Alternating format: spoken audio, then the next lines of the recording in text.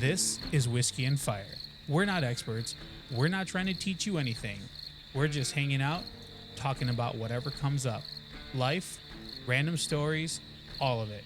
And yeah, every episode we try a new bottle of whiskey, sip on it while we chat, and then totally pretend we know how to rate it at the end. It's laid back, it's real, but it's always a good time.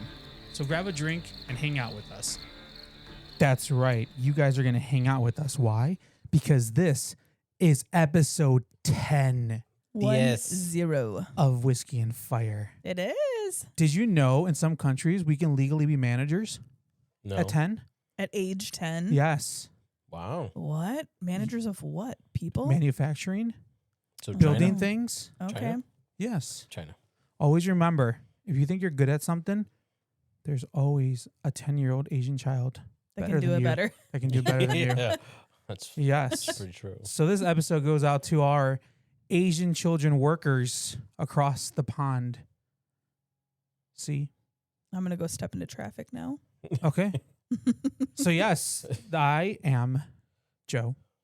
If you don't know who we are by now, Shame on you. yeah, Yeah. we have broken every rule. We have overcome every obstacle. We are literally Joe Rogan podcasters now because we made it past 7. We made it past 8, 9, Past 9. Yeah. and we're Yeah, at 10 right We're now. at 10. We're in double digits. Yes. This is like a milestone. Yeah. It is. And for that milestone, we had no idea what we were going to drink today. Yeah. Yeah. this So is we true. stopped at the shady gas station on the corner.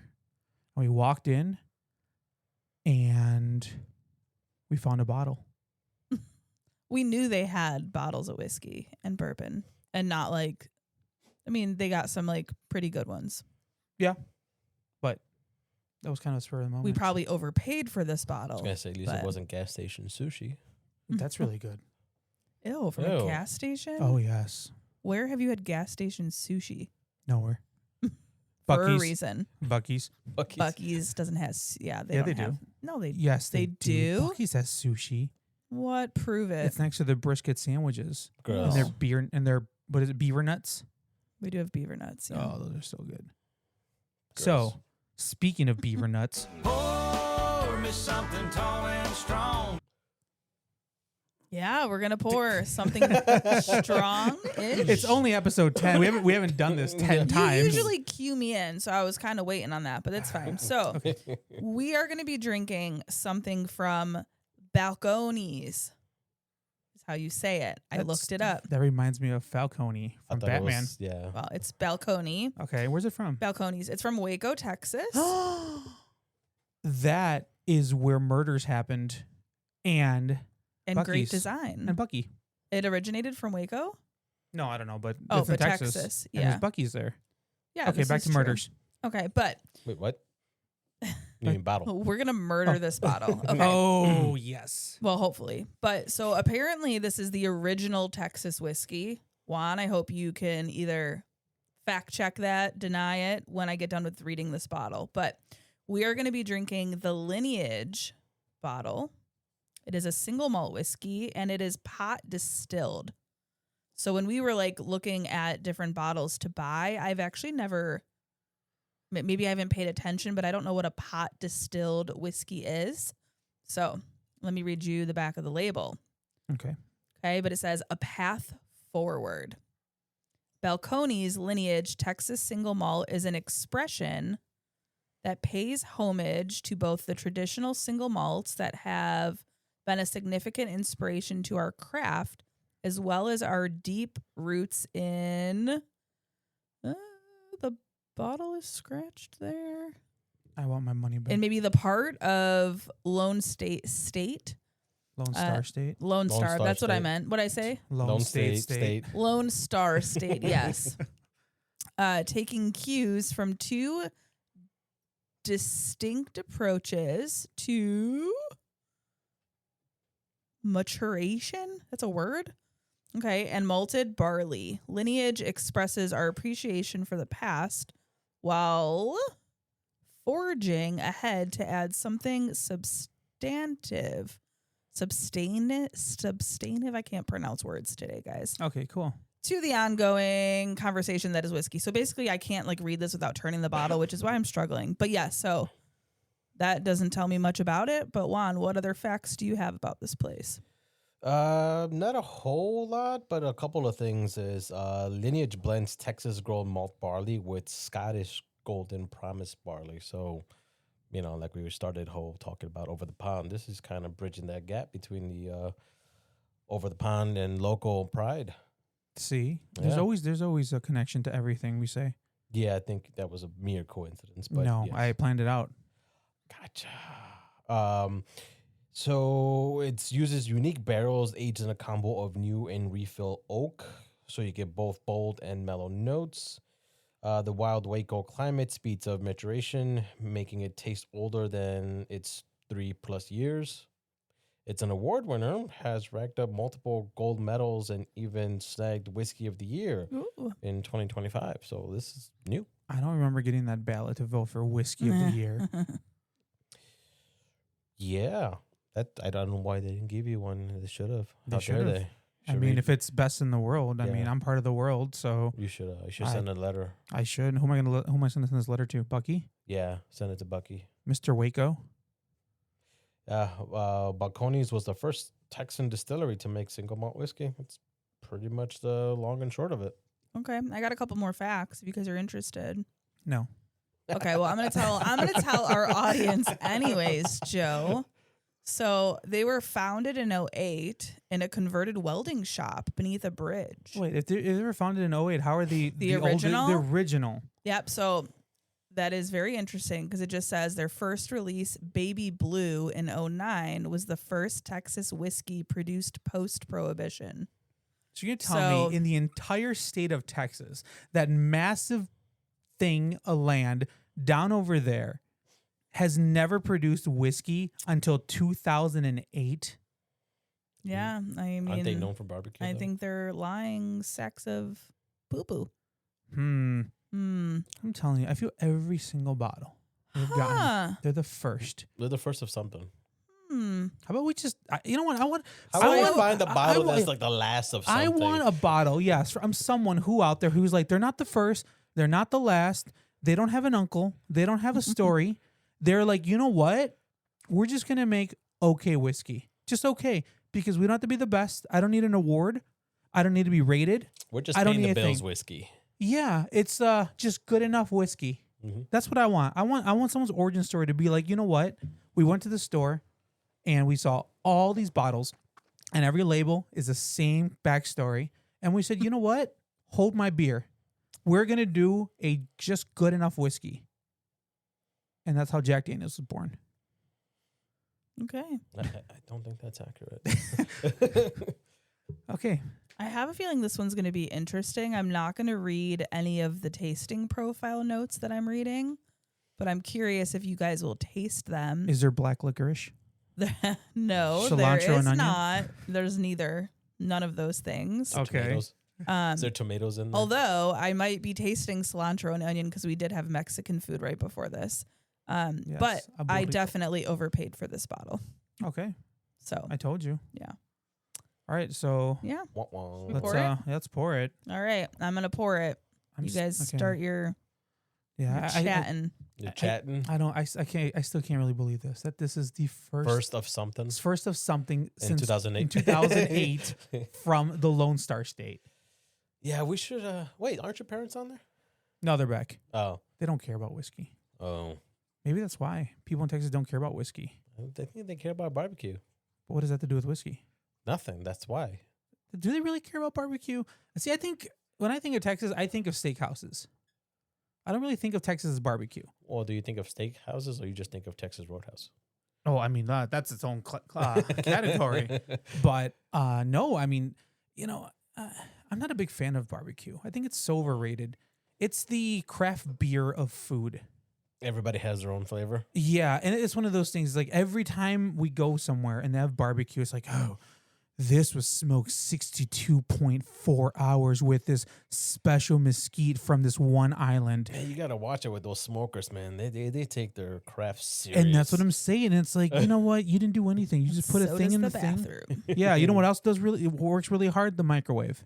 And then, and it's like you pay $72 for a tray with like a slice of brisket, a ice cream scoop of mac and cheese, and a styrofoam cup of coleslaw.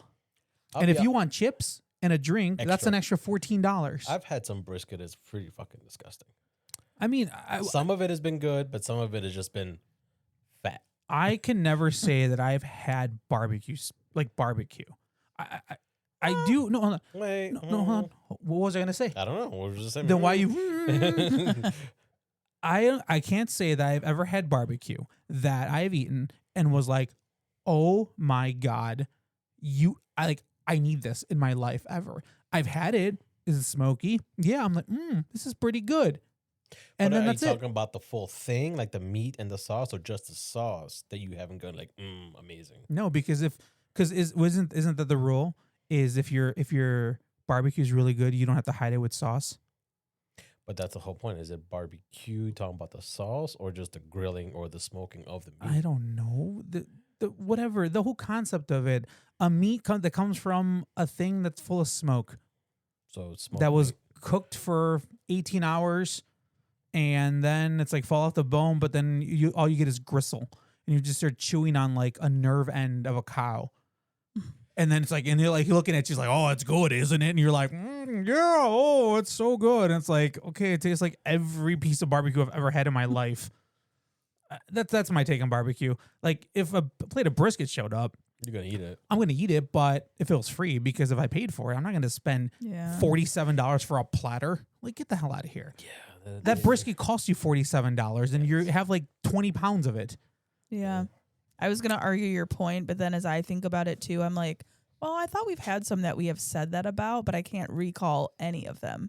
So it couldn't have been that good. It all just I mean, blends I've together. had some sauce, barbecue sauce. It's been pretty good, but I'm not nothing a to. saucy person. Like, I don't like all the sauce. It's messy. Yeah, that's Like- my take on barbecue. So yeah, going back to the Texas thing. Yeah, I never think of Texas as barbecue. I think of it as steakhouses. Yeah. Like that's what I think of it Like as. Saltgrass. That's not really a steakhouse. Oh, that's like a chain. That's like that's a Texas. that's a Texas that's a Roadhouse Texas. of Texas. Yeah, no, that's like a Texas Applebee's. Okay. Well, I don't care. It's got Yeah. some good no, stuff. it but- is really good, but yeah. Okay. All right. All right, back to this thing. So sniff it first. barbecue. Give it a little. No, that smells It smells interesting. Smells pretty. it smells strong. Yeah. It smells. The smell is there. It smells sweet to me. Like Tennessee whiskey. No, let's hope it gets there. Let's see. Okay. Okay. We're gonna All right. take our first sips. There you go.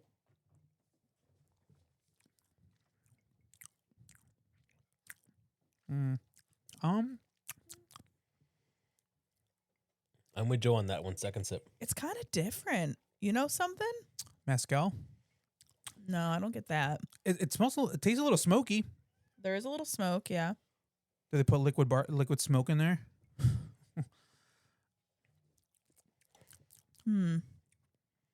Interesting. I would say interesting. I don't taste much.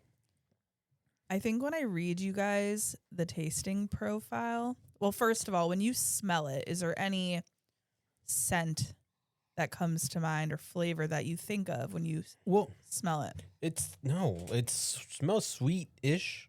Like But- what though? I don't know. I can't put a.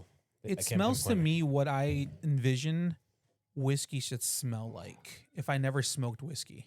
Okay. I mean, smoked. Ever had whiskey? Yeah. uh, You mentioned a smoky. yes, I'm getting a Flavor. smoky flavor, kind of like the Sagamore. Okay.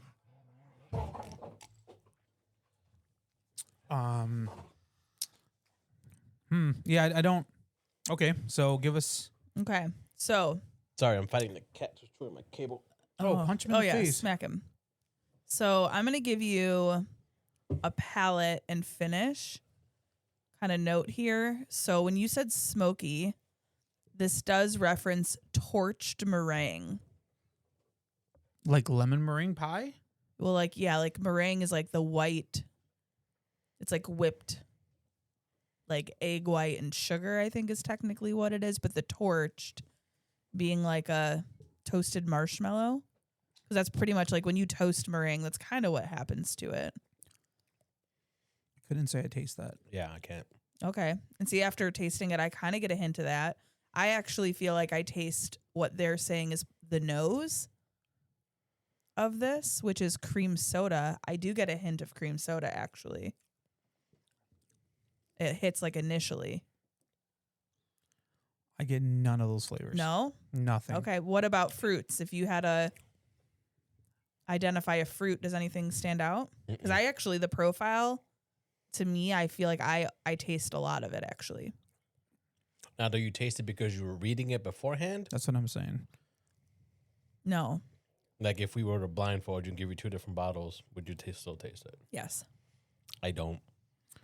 No, I can't say it. I distinctly taste anything Okay. in this. So let me I'm going to read the description to you. The nose and what you should smell.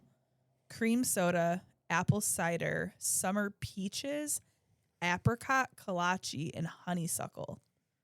No. Okay.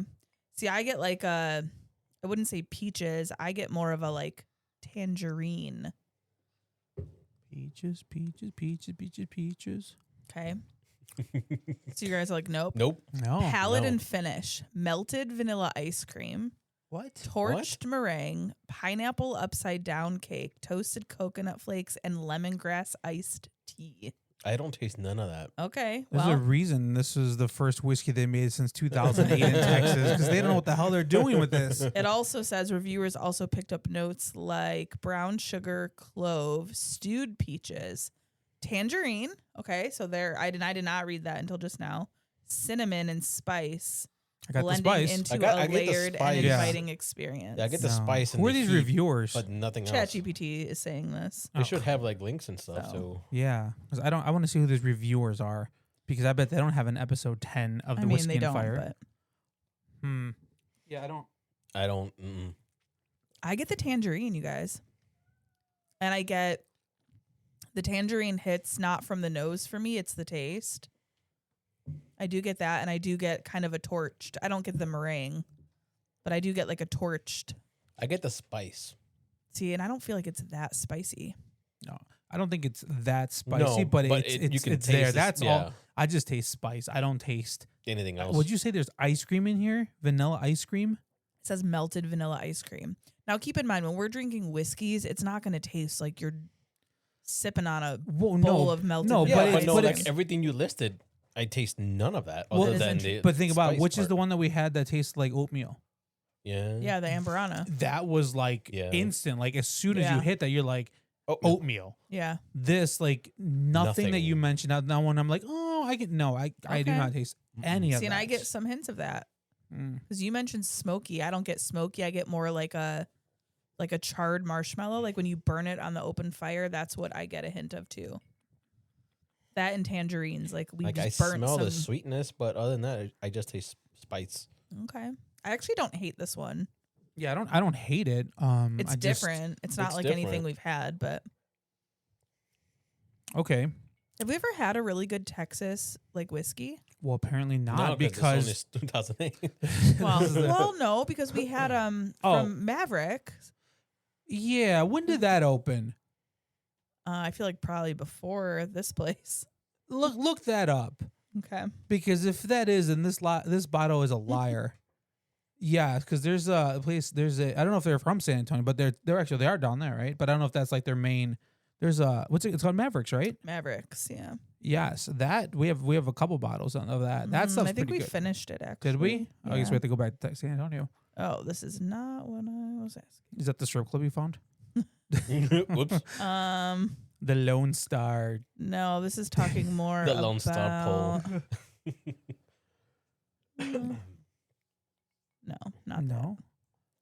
I think we need to figure this out because that. Okay, so they opened in 2009.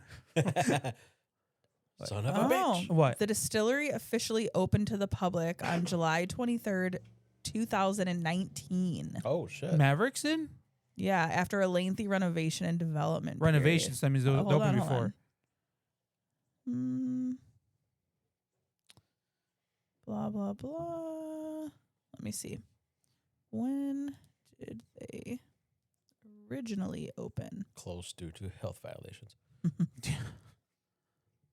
Before this, they did barbecue. That explains a Oh. lot. What?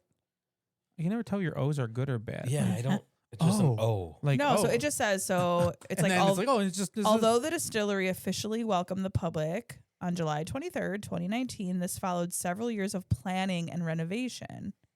So they weren't really open before that. but it's just to the public. So that means they were in business before. They just Planning and announcement, March 2017. The project was first publicly announced in March of 2017, making the start of the build out in the historic Lockwood National Bank building. Yeah, which we know. Was scheduled to open in early October. The target was later adjusted to 2019. Okay. All right. So it was announced in 2017. So it actually wasn't. Oh, wait, hold on. So if by originally opened, you mean when they officially began welcoming visitors? Yeah, no, it was not a thing prior to that. They started talking about the opening because the renovation is referring to the building that it's in, not the distillery itself. Huh. Okay. So there isn't anything else before. Okay. I mean, there could be other places in Texas, but not that place. I think we need to fact check this. Okay. Anyways, I do not taste any of these things. Nope. I taste spice, and that's about it. Okay. Okay, well, So as of right now, I will say, after first initial tastes, I tasted nothing of what they described. So I'm gonna go based on what I think. I like it. okay. One. I like it. I like it. Okay. That's where we're at with that. Yeah. Will you have more of it? Absolutely. You guys, they're not wrong. But So I'm doing more discovery on this whole distillery thing because now I'm intrigued, right? Technically, this is telling me that Garrison Brothers was founded in 06, first licensed in 07. And when you look down to other early Texas distilleries, Balcones is 08. So it was right there. It doesn't seem like there were a lot of distilleries out in Texas prior to those years. Garrison Brothers was established in 06, so technically they are. But other than that, no. Rebecca Creek is one, which we actually had when we were at one of the places. And then Ranger Creek, but that was 2010. And it's a brew distillery. It's beer and whiskey. wait, so there was no distilleries there, but that doesn't mean there wasn't any whiskey there. Just True. But this is nothing Texas homegrown whiskey there. right. Yeah. I mean, yes. Right. Texas had Yeah. whiskey before this, but not Right. like. So they could Yeah. be claiming their accurate thing on their bottle. Yeah. It's just we're thinking like whiskey in general. Yeah. Like clearly. Well, no, that's not what I'm thinking. I'm literally thinking of the fact that the entire state since Prohibition, there's been no distilleries in Texas. No one has made any Texas whiskey all the way until 2008. They may have been distilleries that were making other whiskeys, not Texas. Or other whiskey. spirits Yeah. and not whiskey at all. Yeah, No. I mean, why would you make that'd be like Rush Creek making whiskey in Illinois, but not selling it. I mean, we've done bottles that we've done research on, and it's like, oh, we get our stuff from here, or Canada or New York, New Orleans. We get our barrels from here. They get their barley from over here. So, But they still make it in the States. So that's what that's my point, I guess, that no one has made whiskey in Texas since 2008. I still call hogwash on this, but okay. Enough about me. enough about you. I and was gonna say, Bob. that wasn't about you anyways. It was about Texas distilleries, but okay. All right. One thing we will always do is remember the Alamo. Yes. See, The Alamo. can I have more? Yeah, you can. Yeah, I will take more too. Okay. You guys, I kind of like this one. I like it. I think it's sweet. I get a lot of the tangerine taste. Yeah, I like a don't get- lot. I don't get none of that. Just get the spice. And I hate to admit it, but I do taste that pineapple upside down a little bit, and it's giving me a little bit of Buchanan's, but not in the bad way. Gross. What is that? Bunch of nanas. Oh, a bunch of nanas. Bunch of Gotcha. nanas. Okay. Yeah. Yeah. I get a it's little bit of that. gross. All right. So Krista gives us some more of that Texas tea Tea. from 2008. Kwan's like, did I say win? No, I was waiting for you to keep talking. You kind Oh, of I was- got quiet as she was okay. pouring. I was like, awkward. All right. So episode 10. That's a good number. We're half the bottle in, so, you know. Okay. So what do you think? I don't have an ice ball anymore. You You're gotta- fine. Be a man. Oh, You got to run and go grab one if you Yeah. want that. As the Texans would say, come and get it. Come and take it. come and take it. Come and take it. Yeah. Okay. So Juan, Yes, Joe. talk to me. Sure. So, what's going on in your life, Joe, Krista? I mean, Joe, you got a new toy. I did. Yeah, Krista, you started a new adventure. Oh, I did. Yes, she did. I About came time. home from work yesterday, like, so excited Mm-hmm. because it's the first time I drove home and used grok in the car, Oh, God. but the entire drive home. And then I told Joe the minute I walked in the door, I like told him everything. But then I'm like, yeah, but I'm not signed in, so I can't like go back and reference anything. It told me. So there's Which that. version did you do? Whatever the standard assistant Oh, okay. or yeah, she was like actual having conversations like Not about- the unhinged. Yeah, no, shoving No, things no, up no. your That's it. I ass mean, kinda the thing. unhinged. Even like I said, it's fun. It's fun for a bit, but it's like sometimes like okay, let's Yeah, actually let's I move actually around through different yeah. ones. yeah let's actually have a conversation and help me out versus Yeah. just swearing shoving at me things and- up your ass. all the Yeah, time. yeah, and going so unhinged that it's like, all right, what are Yeah. you 12? like I wanted actual advice, and it gave me some really good advice. So I was like, cool, Yeah. feeling good about it. And then I had to work on other stuff, so you know. Mm-hmm. For those of you that don't know, Krista's new adventure is a coloring book, It is. which is awesome.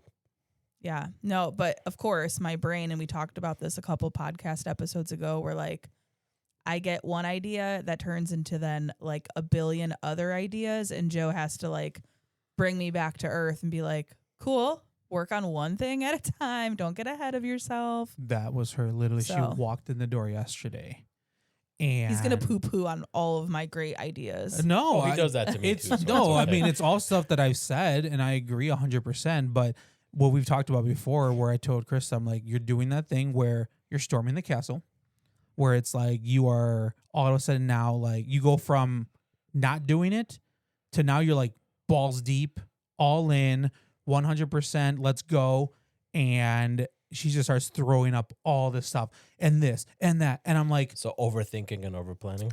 no, not I really. was no. brainstorming. Yeah, she was brainstorming, but again, and she's like, if I do this and if I do that, now I can also do. I'm like, yeah. Let's start with the first step and doing the one thing first. Which I started. Well, yeah. So like I said, it was So- good, but it's just, you just kind of.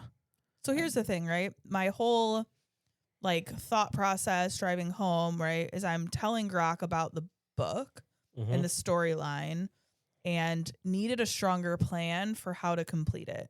Because I also have done zero research in the market on children coloring books, because who just researches that unless you do that for a living, right? Right. So like market wise, I know kids like animals, coloring books are really popular, all that stuff. But I'm like, I have no idea how many pages it should be. I don't really know pricing. I don't know how I would publish it. So that's where the conversation started, is how do I even start all of that?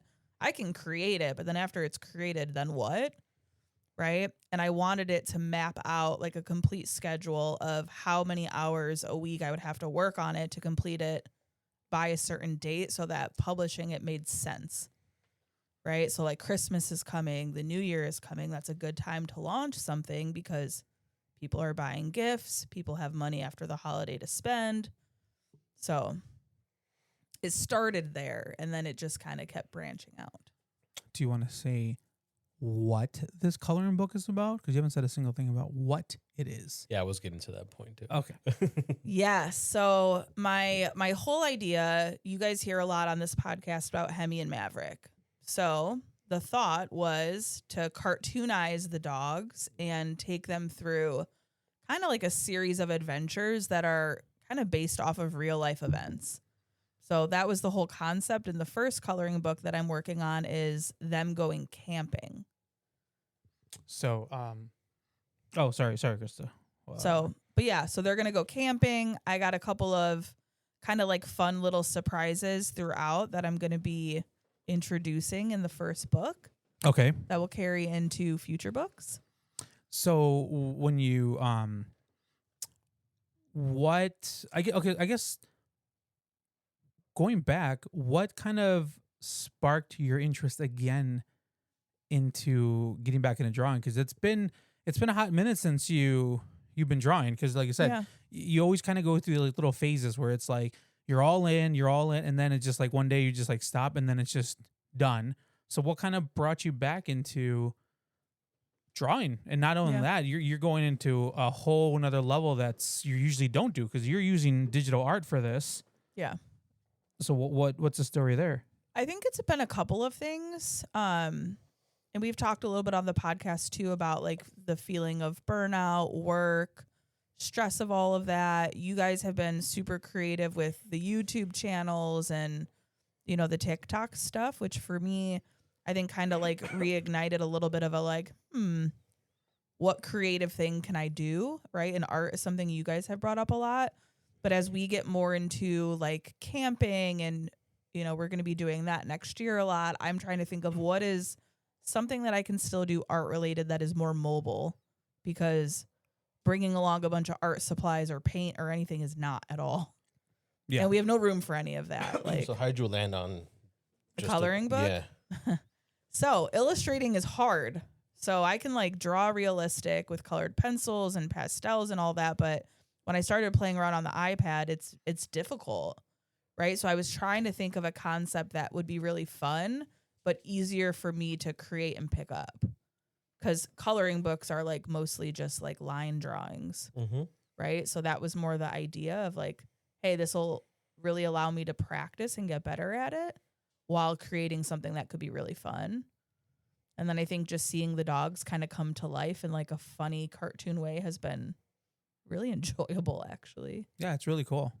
Yeah, I saw your post about it. It looks pretty cool. Well, and two, I'm like, our dogs have so much personality, and I think it comes out in the drawings too. Like Maverick's freaking psycho, and it shows. Yeah. You little crazy. He is a little Waco. Yeah. Little wacko. Like right now. But yeah, so that's my new adventure. What made you finally get that push to do it? I don't know. I just started doing it. And started just, believing in yourself? I mean, no, I still doubt myself when I do it. Maverick. Oh, thank you. Okay, thank you. See? So the reason I asked that question is because I was watching a YouTube video today. Yeah. A bunch of different people that keep popping up on my, I was going to say For You page, but I don't think that's correct. I think whatever the homepage is. And she was talking about how she went from being a CEO for a corporation, left it to do content creation. You're talking about the lady from Cracker Barrel? No. Okay. But I think she's going to do great things there. But she was talking about, I didn't watch the full because it's like 45-minute long video and I only got like halfway through it. But one of the quotes that she said actually kind of sparked something. It was, there are people less qualified than you doing, there's people less qualified than you doing what you want to do and are getting paid for it simply because they believe they could. Or that they did it. Joe, you make that point all the time. I say that all the time. But like I said, I'm more direct. And I said there are dumber people out there doing shittier shit and getting paid for it. Yeah. So that, I mean, your stuff kind of resonates all the time, but like you said, you do it differently. But the way she said it would actually point out to doing what you want to do, that there are other people that are doing it and getting paid for it, but you're more qualified than they are. Yeah. In one way or another. Yeah. So that's why I was wondering, it's like, what pushed you to just finally say, I'm good enough, I'm going to do it? Yeah. Because a lot of us tend to plan and say, I'm going to do this when X, Y, and Z is there. Yeah. Yeah. Or I'm going to do this once I get to this level. And Joe, you brought it up to me too, based on one of my videos where I was on my scooter just fucking riding around and rambling about my thoughts of, yeah, I've been unemployed and everything, and I've been productive. I got my personal trainer certification. And in the video, I said, I'm going to wait until I hit 240, which I was before, to even start pushing that personal training level because I felt like I wasn't ready. Yeah. And then you came back and said, don't be stupid. There's people that are heavier than you that wish they were your weight right now. So why not start now versus lining it up? And that's what got me thinking that we overthink things, that we're not good enough to do something, but we should. Yeah. Yeah. Yeah, because there was a couple of things from that video that when I saw that you posted that I did call you out a little bit on that, was because one of the things that you said, I mean, yes, going back to the unemployed part, and you're talking about how you're unemployed, your money is running out, and you don't know if you want to go back to that 9 to 5 because that's that security net, and there's that, but then because you're going to go back to that, it's going to stop the thing that you want to, because you never did that before, because you always used your job as an excuse to not to do it. And my kind of call out was a little bit like, what have you been doing this entire time? Because now that you have the free time, you're still not doing it. And now you don't have the excuse of that 9 to 5, but you're building these other excuses. And that's when I kind of, because you said that, as you are also a firearms instructor, and one of the first things you said is like, well, the market's so saturated. There's so many other people out there doing it longer that I can't do that. And the first thing I said is that just tells you that there's enough people out there that need it. Because if there's that many people out there doing it, there's still going to be a need for it. It's just that you need to look at it in a way. How do you set yourself different from that? And that's something that I always bring in with my people, when I work, with like gyms and everything like that. And we do like fitness, like montages, the first thing that they're always like, oh, let's bring in our people with like 8 packs, and we're gonna do like these CrossFit things and pull-ups, and because again, when you think of like fitness, you're thinking of jacked dudes and and chicks with like iron butts and everything 3 like arms. that. Yeah, right.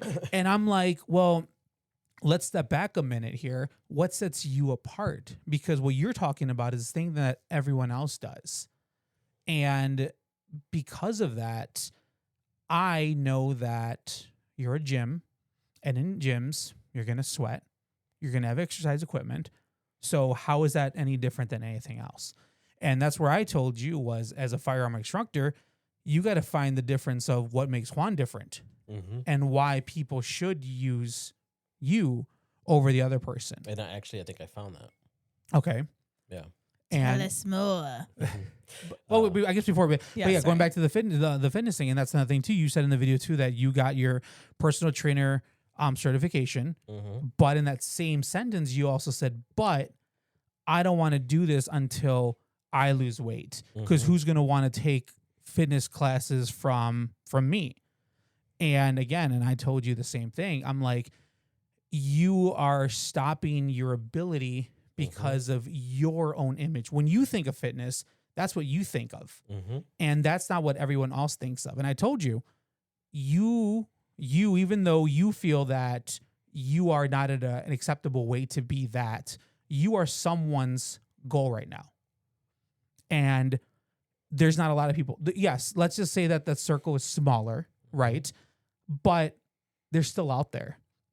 And those people probably are not doing stuff because for them, the reason they're not getting a personal trainer or stepping foot in the gym is because like, I don't look like those people. Yeah, they're intimidated. So I can't do that. So what happens to those people? They sit at home and don't do anything, right? And then you have people like you, that you're that middle person, you're that safety net. That's what I told you. You are safe. You are safe to someone. You just need to find your people. And when you start doing that, and when you stop looking at everyone else and comparing yourself to everyone else, like you said, for me too, that's the same thing I look at it for me, is when people come to me and like, oh, I want this or I want that, I'm like, cool, go find that, because this is what I offer. Right. I'm not comparing myself to anyone else. I don't compare my end products, my videos, my photography to anyone else. There's someone out there better than me. Absolutely. There's someone worse than me, 100%. But I am the best. I am the best that I am. And that's all I care about for everything that I do is And I see, am the best. That's what separates you, because a lot of us still, even though we know we're not supposed to be looking at somebody else's life because they're on chapter 14 and we're on chapter 2, there's no comparison, but we still make that fucking comparison. Yes, and I think that's, and like don't get me wrong that I don't compare myself, because I do look at other people's stuff that are like, but what I do is I look at other people who are better than me, and I look at that as an inspiration and see what are they doing. That can help you. That what can I pick up from you? I don't look at you as competition. I don't look at you as like, oh, I can never be that, and if I am not there, I can't do this. I should just give up photography. But that's 95% of the people that look at it was like, well, I can't do and I that. understand, yes, and I think that's the thing, and that's what I always tell both of you or anyone is that no matter how much motivation or support that I or someone else can give you, until you believe that as yourself, and like I've said, I don't know what that is. If money's a motivation, use that. If it's not, whatever your you got to find what your motivation is, because it doesn't matter how many times I sit there and tell you, Krista, your art is amazing. Until If she you believes don't believe yeah. it, if you don't find that thing, and you're always out there comparing yourself to everyone else and thinking that, it doesn't matter what I say. Yeah. And so same thing with you, Juan. Like, it doesn't matter what I ever tell you. I can tell you every day that your videos suck. Yeah, it's and the whole, yes, but you know, I would look at it. That's for me is like I look at it as a challenge. If someone tells me that sucks, cool. Now I'm gonna go out and do better. Or Yeah, for that's you, how I you look at it. Yeah, and that's the thing with it is And, like and that's my thing is, you'll tell me that my video sucked, but in my brain, I was like, well, I did 2% better than I did last time, so I'm still winning. and that's fine, you know. And for me, I've always looked at that. I've always looked at competition as motivation in a sense. But again, I always compete with myself because, to your point, my goal is always when I produce something, my next goal for the next thing I do is to be better than what I did last. Right. And that's how I push myself, even if it's at 1% better. But yeah, so tell me more about. Well, as far as the firearms instructing thing, what I realize sets me apart is I am not like the other people around. I'm not just trying to get people in and out the door. What does that mean, though? Well, a lot of the bigger places, not naming any names or anything like that, they're more of a, let's get as many people as you can in here and filter them out. Congrats, you passed. Here's your permit, or here's your certificate. Go get your permit. Turn them and burn them. Right. It's just an assembly line. Just get them in and out. Get them in and out. And that's what I went through when I got my permit. Was there was no real instruction. It was just sit here for 16 hours. I'm gonna play YouTube videos, and then you're gonna shoot some stuff. Are they Juan videos that we got to watch? Because I would shoot myself. So, and when I realized after I was, actually thinking about it and all this the free time that I had was, that's actually how I start all my classes. When I start the class, I introduce who I am, and I say, hey, I'm not a veteran. I have no military experience. I'm not a former cop. I'm not this. I'm not that. I am just your Joe Schmo. No, you're just a no Juan. I'm just a no Juan who got his permit, felt lost after that, and didn't know which direction to go. And I found my direction as I was researching. And because I know how that felt, I don't want anybody else that I interact with or that I teach to go through that. So I do the whole smaller classes because it's hard for me to get all the people in here, but it also gives me the opportunity to have that one-on-one. If I have a class of 8 people, I can be one-on-one with 8 people and answer their questions as they come up. And I start off my classes always with the same thing. It's like, look, any fucking idiot can teach you how to shoot. You can teach yourself how to shoot. You don't need me for that. I'm here to tell you when you can and when you can't shoot and what happens after. Because a lot of places do not talk about what happens after. And I'm not talking about, yeah, you're a hero. You stopped a shooting spree or anything like that. It's I'm walking in my car, somebody tries to mug me, and I shoot somebody in self-defense. No one ever talks about congrats. You're still going to jail regardless, because that's what happens. You can be found not guilty criminally. Cool. After that, though, say, you shot your mugger, that person's dead. That person had 3 baby mamas who are no longer getting money. Whose fault is that? Some ambulance chaser is going to look and say, that's their fault. They killed your baby daddy. You can sue them and get your money. And that's where a lot of people lose. Literally their homes, their savings, everything, because that civil lawsuit comes around and no one's prepared for it. So that's what I focus my classes on. I focus on the safety, the ethics, the morality, the gray areas. And I spend a good, I want to say maybe 2 hours just simply discussing, excuse me, say you shot your mugger. Somebody broke into your house, right? You defended your house. You shot him. He's not dead, but he's bleeding out. Do you watch him die or do you go help him? You help him. Right. That's a whole moral decision. Yeah. Right? Because you can go help him while you have the cops on the line saying, hey, somebody broke him, or all this other stuff. But as soon as you start helping him, he has a knife that you didn't see. And he's not thinking about, hey, he's trying to save my life. No, he's thinking, he just shot me. yeah, he just shot me. I'm going to kill this person. Yeah. And that's a whole, I don't know what the right answer to that is. And it's one of those gray areas where I can't tell you. And realistically, nobody can tell you what the right answer is.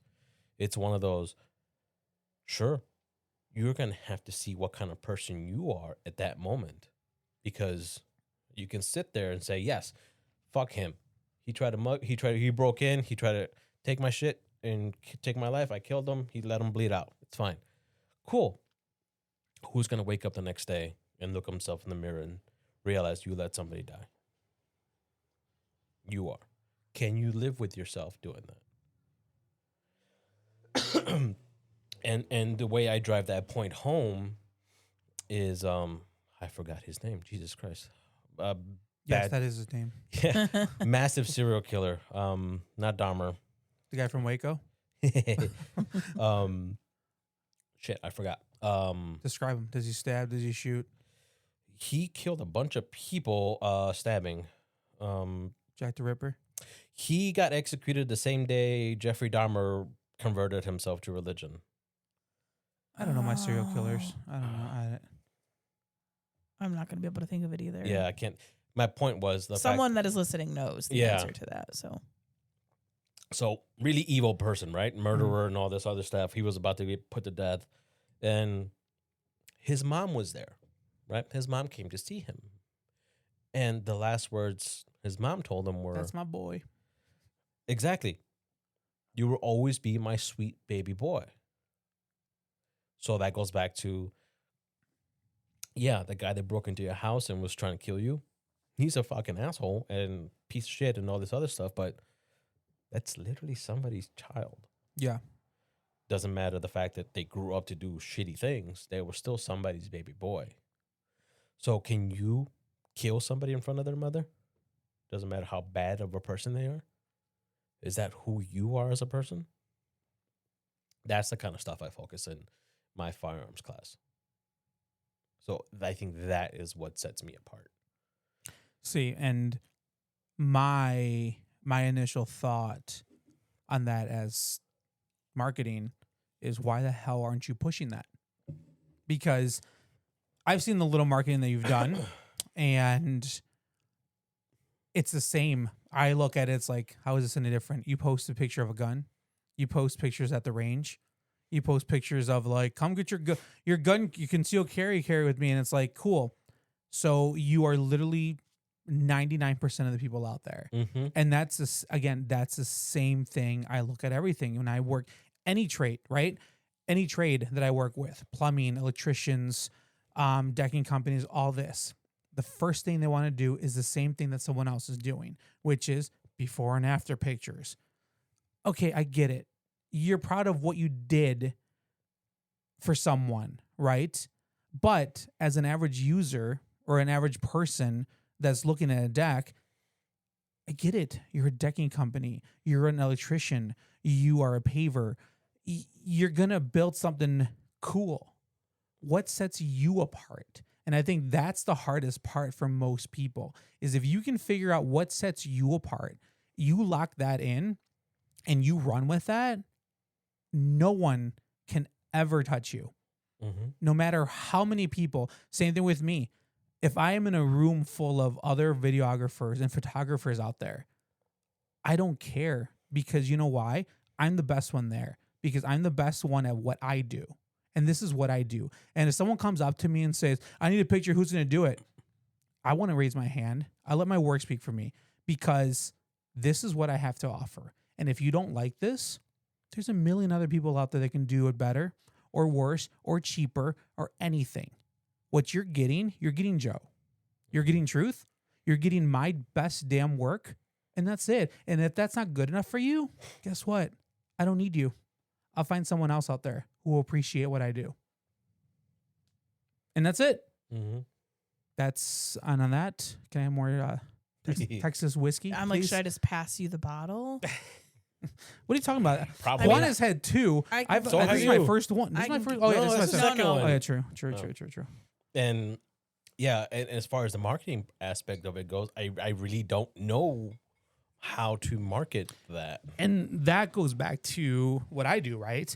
And my favorite conversation is always with someone when they hit me up. That's the first thing they always say. Well, I don't know what to do that. And it's like, well, it's a good thing you called me because that's my job. My job is to figure that out for you. Your job is to run your business. Your job is to do what you just told us and make that work.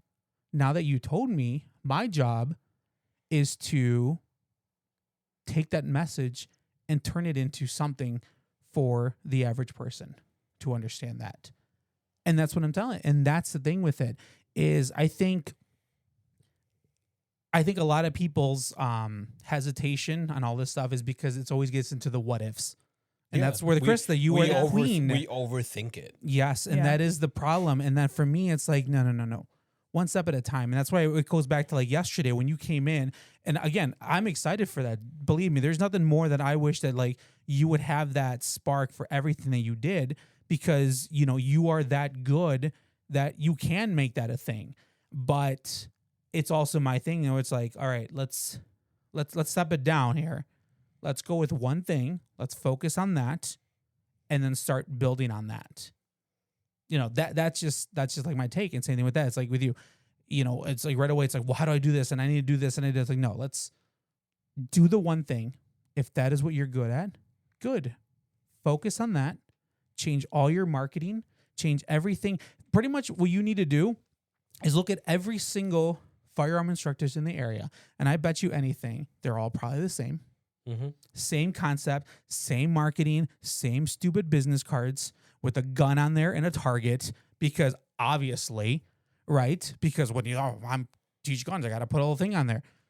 I do marketing and video production and I have a picture of my dog on it. And if you look at every other production company in the area, it's all references to photography and video. I get it. It's cool. But guess what? No one else understands that. And I did that by purpose. Why did I do that? Because every time I'm out there, the first thing, and that's the reason why I have Hemi at the end of every single my video barking, because that is him barking. And I did that purposely. Why? Because that's relatable. Everyone knows dogs. Everyone loves dogs. So if every single time someone sees my video and they hear Hemi barking, guess what? Every time I meet someone, you're like, oh, you're the one with you're the guy with the barking at the end. They don't remember my drone shot. They don't remember my wraparound. They don't remember that, oh, you did the perfect shutter speed and you got the perfect ND filter. No. What do they remember? The dog. The one thing that has nothing to do with my industry. Yeah. So that's what I run with. That's why my hashtag is hashtag Team Brown Dog. That's why I have him. That's why I do all that, because if you think like everyone in your industry, you're never going to be ahead. You're just going to become that industry. But if you start thinking outside the box and thinking how someone else will look at it, that's when you step away and you become very different. Yeah. And then I'm over here like hashtag Team Brown Dog, but you're brown, and people might be like, And brown dog. hey, Racist. and you know what? And I've And had Joe's that. like, I roll with it. And I'm like, oh, I'm Joe. I was like, oh, what do you do? I run Brown Dog Media. And like, oh, I'm like, that's my dog. Oh, I thought because brown and dog and like, hey, D-O-G, D-A-W. I'm like, and you know, my response is like, as long as the check clears, I Yeah. don't care how you remember me. I don't care if it's because my dog's barking or you think I'm brown dog because I'm brown and I'm a Joe's dog. barking. Yeah, I don't care. Yes, but I think that's my take on all of this is for you guys, and that's going back to your fitness instructor thing. Yeah, your marketing is not to do a business card with some dumbbells and some weights on your thing. No, be like, I'm Juan. Yeah, I'm not your image of what you think the fitness industry should be, but that's because that's what's been marketed that way. And that's what people in that area all feel that they need to be. But you know what? You are for somebody. You are somebody's goal in life. Small steps, right? So for me, and that's what you said, is I can't do this until this. Mm-hmm. I can't be a fire extra. I can't do firearms because of this. And I said, that's a lot of becauses. How about you just focus on you and what you can do right now? And if you do that, you'll be way ahead than you were when you started doing that. I can't have freedom because of my 9 to 5. Well, you don't have a 9 to 5 anymore. Right. Well, I can't do that because I'm fat. Okay. And at 240, you're going to be like, well, once I have a 6-pack, then I can start doing CrossFit. Okay, dude, you're just building excuses after excuses at this point. Like at one point, you just got to just shut the fuck up and start. And that's what like just hit record. That's my point with like all of it, like the vlogging, the videos. When you're drawing, just hit record. Yeah. Don't think about it. Just now do I it. learned that my app just time lapses for me. Yeah, so. see, Yeah, I mean, remember that was our episode 1. We just hit record. Yeah, Yeah, and yeah. that's exactly the point of that, right? Yeah. We could have sat there and overthought everything, and we did that. Episode 2 was and it we was tried to go shit. very structure and everything, and like, whoa, what other? And I started listening to other podcasters and how are they Yeah. doing that and this, and I'm like, you know what? I don't care what everyone else is doing. This is Whiskey and Fire. This is our podcast, and this is how we're doing it. And guess what? If we don't have millions and millions of listeners out there, that's fine. If we have 10, 15, 20, that's 10, 15, 20 people that we don't know that are listening, and they're there. And you know what? Those are the people that I want. I don't care about the other people. Yes, it would be nice at one point, but you know what? You know how you get there? Consistency. Yep. Right. You just keep doing it and you start building. And next thing you know, we're going to be at episode 20 and 30 and 40. And then we're going to be in season 16. And who knows what goes from there? But you know what? We've never would have found out if we would have sat there and been like, well, we can't press record until this, or we can't do that until that. Same thing goes for everything everyone does. There's always a but. Stop overthinking it. Yes. You're good enough. Just do it. Oh, you're not good enough on just do it. I'm just kidding. But, Nobody's good enough. No one's good enough. Because how did we start this episode? What would I say? If you think you're good, guess what? There is a 10-year-old Asian somewhere doing it better than you. So you're never going to be good enough. You just have to be. But then at that point, you're comparing yourself to a 10-year-old. But we don't care But about that. No. Yeah, as long as it doesn't stop you. From Yeah, as long as going you forward. just so that's then again that's my thing. You got to humble yourself because you always got to remember yourself. You guys Yeah. remind yourself is Yeah. that there is someone else better. And like you said, yes, as cocky as you say that I am and everything like that, I get that. I know that. I know there's someone better than me. Absolutely. I hope there is someone better than me because if I am the best there is, then I'm, but this I don't place be burning. yeah, it would be. And that's what I'm saying is that I know that there is someone better than me, right? But when I find that person and I see their stuff, I don't look at them as a threat or see them like, oh, I should quit because I can never do this. And, oh, look at all the sponsorships they have. No. How are they doing that? Let's see what sets them apart. Cool. All right, what am I going to do? How can I make myself better? How can I make myself be like them? Be like Mike. Don't be Mike. Be like Mike. Mm-hmm. Yeah. Right on. Yeah. Keep that. Was that still your first class? No, it's my second. Oh. I also refilled when you guys refilled. Okay, wasn't sure if that was My still- ice melted though, and I'm contemplating, do I want ice in there? So hold on. Let me ask you this. So how long have you been unemployed? I know this isn't about that. Like, I don't care about that part. But how long have you been unemployed now? May, June, July, August. I mean, we're on to September. Okay, 4 months. Mhm. What? Give me a list of what has Juan done in 4 months. Procrastinated, applied for jobs, went to interviews, debated on life choices, decided to chase freedom, Okay. and then contemplated chasing freedom, thinking that wasn't good because I didn't have a safety net. Then saying I'm going to commit to just being free in my own way, whatever that is. As far as career-wise, started a business relationship with Edge Fitness. Okay. That's recent. I partnered with them. I partnered. Well, I've already been partners with a different company for holsters and stuff for firearms, but they're shipping me some more stuff to do some videos on those. Like we talked about, got my personal training certification. I got a couple more different certifications that I want to get before the end of this month. Like what? There's the I've already got the transformation one. So there's Is this personal training related? yeah, it's all personal okay. training related. So there's like specialties. There's like bodybuilding, there's powerlifting, there's nutrition. So I got those still in the wing that I got to get to in order to get those certifications. So planning to get those done relatively this month, hopefully. Okay. What have you learned in those 4 months?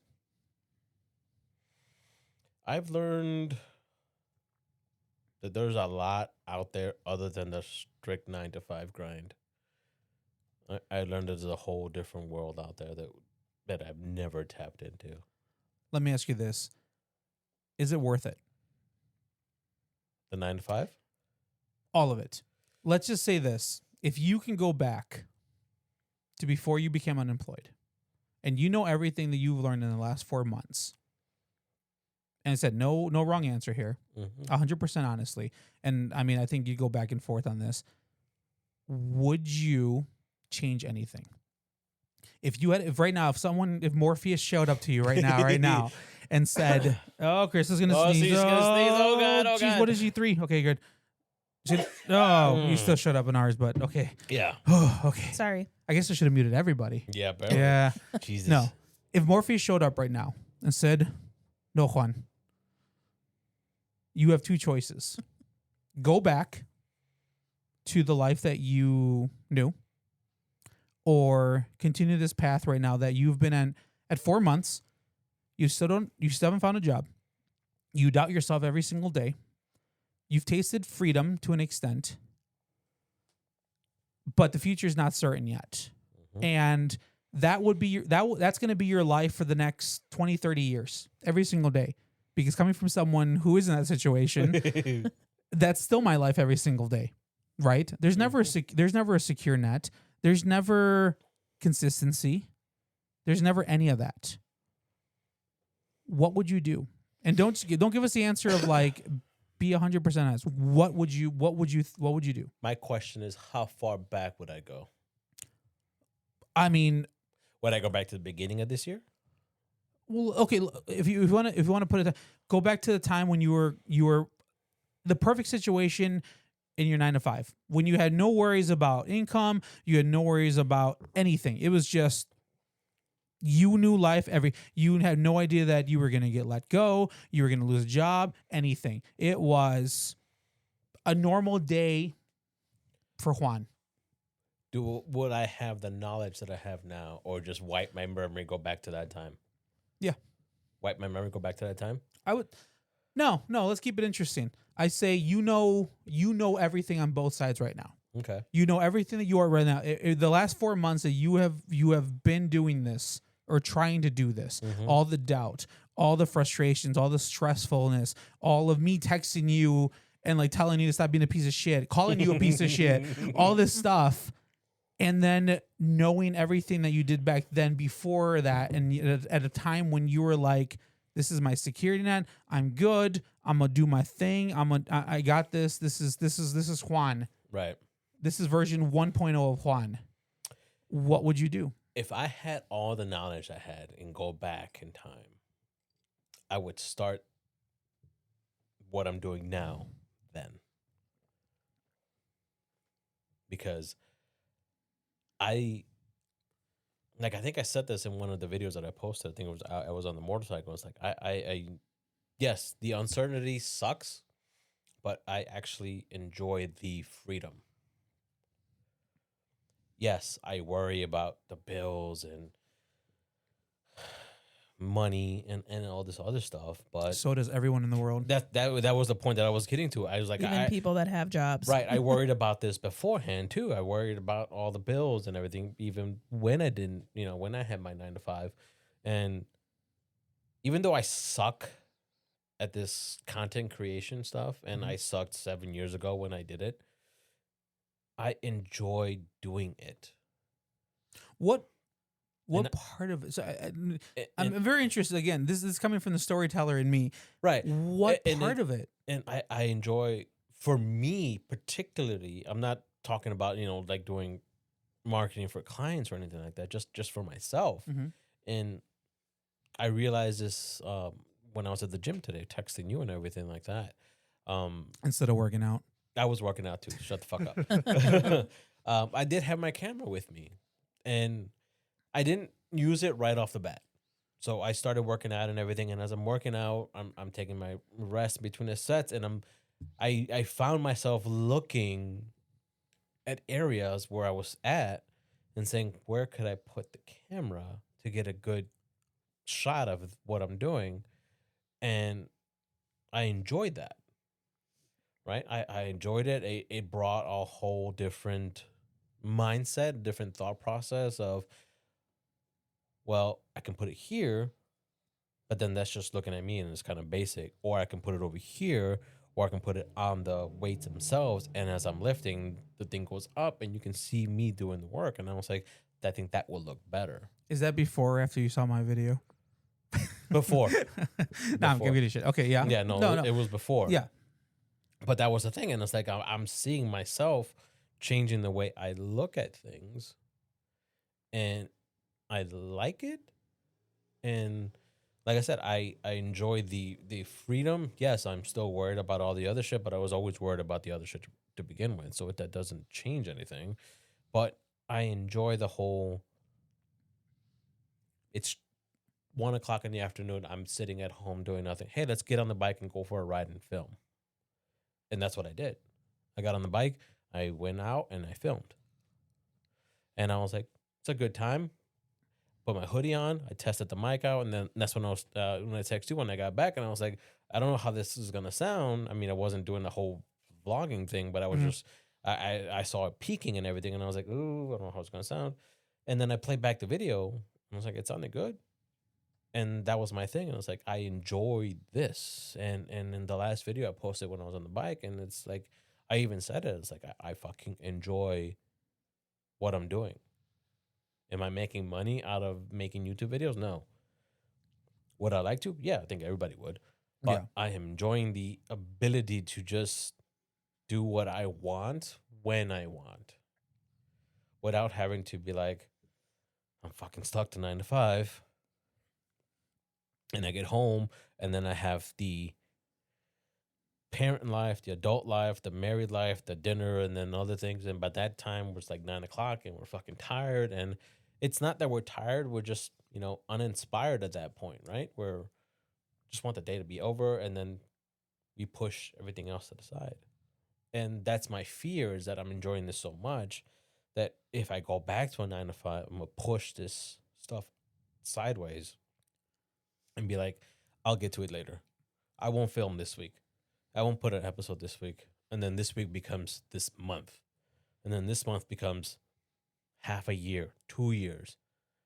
And I'm back to being in a grind of 9 to 5 and not feeling that I'm doing my purpose. Like, I don't know what my purpose is for life, but I can narrow down my purpose for the day. Like, I can wake up and be like, I want to do X, Y, and Z today. And I'll go out and do X, Y, and Z. And sometimes I'll throw in other stuff because I have the extra time. And I was like, well, like today, I was like, oh, it's a good day. Put a hoodie on, let's go ride the bike. And why not? I have the time. Yes, I have to go back and edit it. And yeah, editing the 360 footage, like you found out, is a pain in the ass. But it's better than being a 9 to 5 and sitting at a desk. So you tasted freedom. Yeah. Do you like it? Yeah. Do you love it? Yes. Do you want some more of it? Yes. And I think that's the thing. And that's where I always go back to that on my end is at the end of it, all of that is worth that freedom. It's worth in the sense that, you know, even like you, like with Krista, like if she'd be like, come have lunch with me. Okay.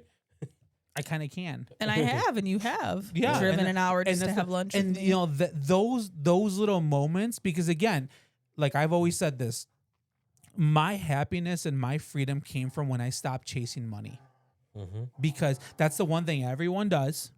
That's the excuse for everything. That is the root of all evil. That is the root of fights. That is the root of everything. Money, right? Yeah, money. If you take that out of an equation, because no one ever, and I can bet you anything, no one's ever been on their deathbed and be like, oh, I wish I had more money. No. They don't remember the times that they struggled. They don't remember the times that they were like, shit, I have $40 in my account and I don't get paid till Friday. No one remembers that shit. But what do you remember? You remember all the fun things you did in life. And so that's always my thing is, as much as I complain sometimes with like my mom, she's like, will text me and be like, I need you to take me to the doctor for this and that. And I'm like, No. I have things to do. But then I also sit there and think, be like, but you know what? I'm in a position where You can. I can. And that's something that I'm enjoying with my kids. And that's my thing for me, where like there's not enough money in the world. And don't get me wrong, like Chris and I, we both know we both like things. We like buying stuff and everything like that. But like I've told you this is that if tomorrow all of a sudden you're like, I'm out, I'm done.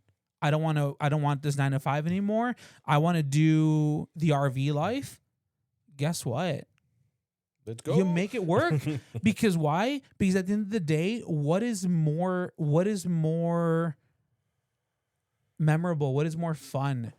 The fact that we can travel the world in a minimalistic life, doing the things that we love, whether it's you drawing cool shits in the mountains, I'm doing really cool videos up in the mountains with my drones and all that stuff, or being in the middle of Crystal Lake, Illinois, Yeah. you know, where the coolest thing that we have is Walmart. That's one of the things that I came to realize, and then I talked to my wife about it and everything, and it's like I've always said this. It's always been a model for me, but I've never actually like dug deep into it. Is tomorrow never comes because it's always today. And if you think about that, it's true. Tomorrow's never here because it's always today. And the way I started looking at it was, I'm here. I'm not worrying about. I'm trying not to worry about tomorrow. I'm trying to be present in today, in the moment. Whether it's I'm annoyed at the moment or frustrated at the moment or whatever, I'm having fun. It's the moment. Like right now, it's this room, right? Doing this podcast. If I was doing something else, I would be focused on that. And to your point of going to lunch with Krista randomly, you have the time, and it's what I have right now. It's I have the time. My kid gets in trouble or something, I can be there. I don't have an issue. They missed a bus. Cool. Let's hop in the Walk car. your ass to school. No, I'm I was just gonna say, isn't one like 22 years old and the other one's like 15? Like they missed the bus. Cool, walk. But I mean, you get to be there, right? Yeah. And that's what I come to realize is that yes, I have, like, even my part-time job, I don't start till like noon or 2:00. So I have half a day to do whatever the hell I want. So what I do, I wake up and go to the gym. Go to the gym, work out, get some good stuff going, fuck around with you for a little bit, and then go to work. TMI. But I get that freedom. I get to be in the moment. I don't have to stress over everything else. And yeah, that's the freedom that I'm getting a taste of, and I'm enjoying it, and I want to keep that. I don't think I'd be able to go back to a 9 to 5 and be happy with it. So going back to the Morpheus thing, I think you've made the decision that you don't want a 9 to 5. So the next question for me is, what are you doing, or what are you going to do in those 4 months that you have spent making that decision, fucking around, not doing anything? I was productive a little bit. No. You've been productive the last 2 weeks. What is Juan going to do tomorrow to make sure that he does not go back to that terrible life of a 9 to 5? Because was it in this podcast or was it in my podcast when I talked about that? If you really want something, you're going to make it work. You say that every time. Yeah, I think you said it in this and yours. I've said in everything. You said it every episode. Okay, sure. But I know I think it was in my podcast that I did a whole episode about something. I think that was my podcast. I talked about that. If you really don't want to go back to that 9 to 5, I don't. Then what are you going to do to make damn sure that you do not go back to that? Because as an outsider, I'm already doing it. but here's the thing: as an outsider, again, I will be devil's advocate, right? Yeah, you go As an ahead. outsider, I look at it and I say, well, you've had 4 months to figure out. You have made a lot of excuses of why not to do things. You made an excuse of like, I can't do this because of that person. But I I've can't- also got something out of it in those 4 months. I also got my certifications.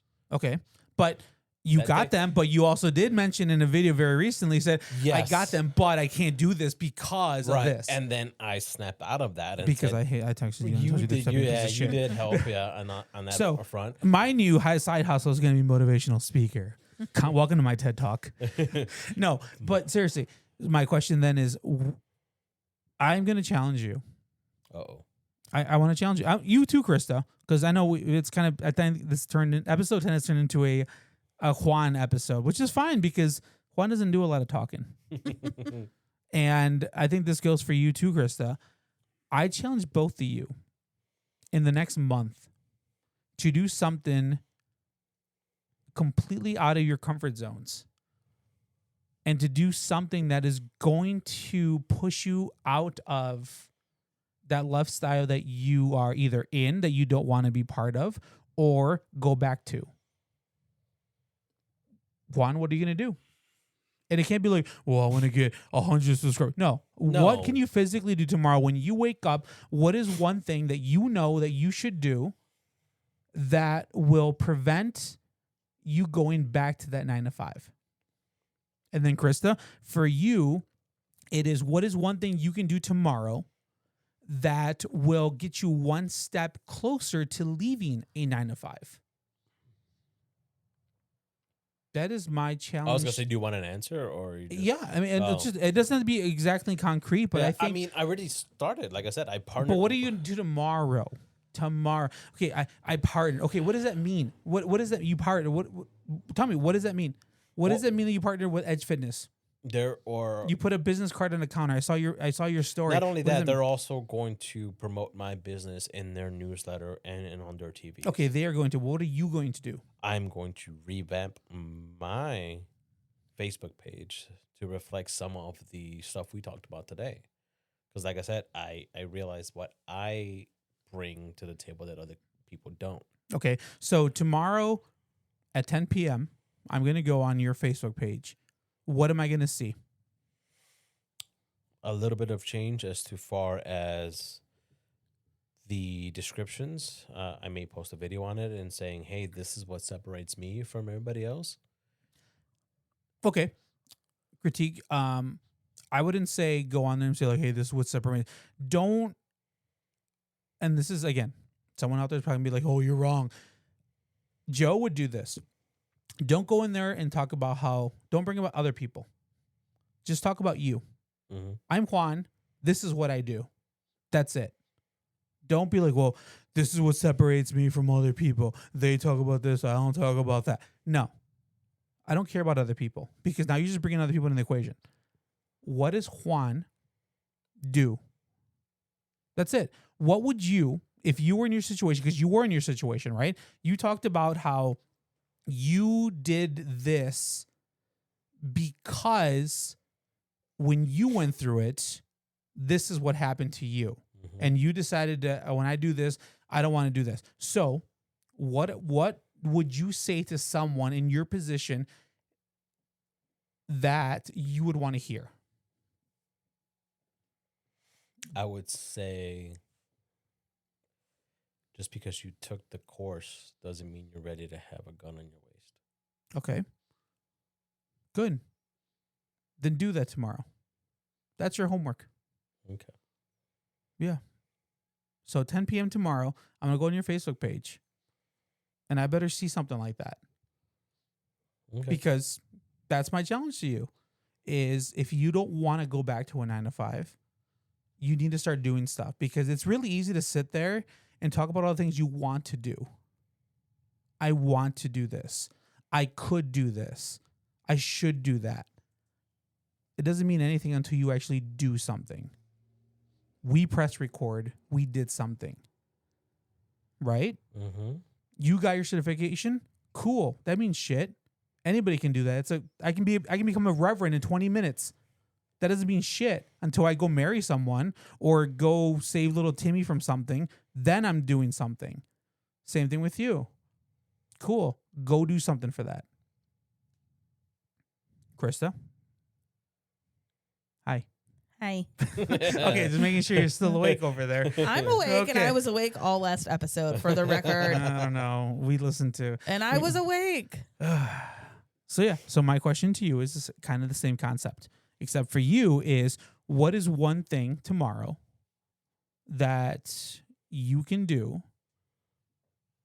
to do that one step to stepping away from a 9 to 5? I'm not saying you're 9 to 5. I could do a 9 a to 5. TikTok live or Instagram because I don't know which one. You can't do a TikTok live because you don't have enough followers. Okay, I can do an Instagram live, Facebook live. Well, she can because you can't do a TikTok live. Well, I could go on the Facebooks and go live on there. She Yeah, can that's do a live. Give her your glasses. She can do a live anywhere. No, but I could. She doesn't have enough followers to do a TikTok live. You need follow. I've been able to do a live for fucking ever. You can't do a live on. How many followers do you have? I don't know. Let's see. You need to have at least 1,000 followers to do a TikTok live. To go live on TikTok. I have You 1,700. have 1,700? Yeah. Okay, well that's why. Yeah. Krista does not have 1,000 No. followers on But she TikTok. can still go on Facebook Live. Well, yeah. I could do Facebook, Instagram, Okay, so Krista, so and what's- post me creating part of my book. Yeah, give her your glasses. she doesn't make glasses. She I mean, I has- don't need that though. I can set up my phone. No, but you can do it with the glasses because it's a POV. Yeah, but she's got many. Okay, so Krista, what? So I just told you. Okay. Were you listening? Yes. No. Okay. What was was that? I was gonna see how many followers I had, but my sound's on. Why? Why is it on? Because I get shit for Well, not having it on all the time.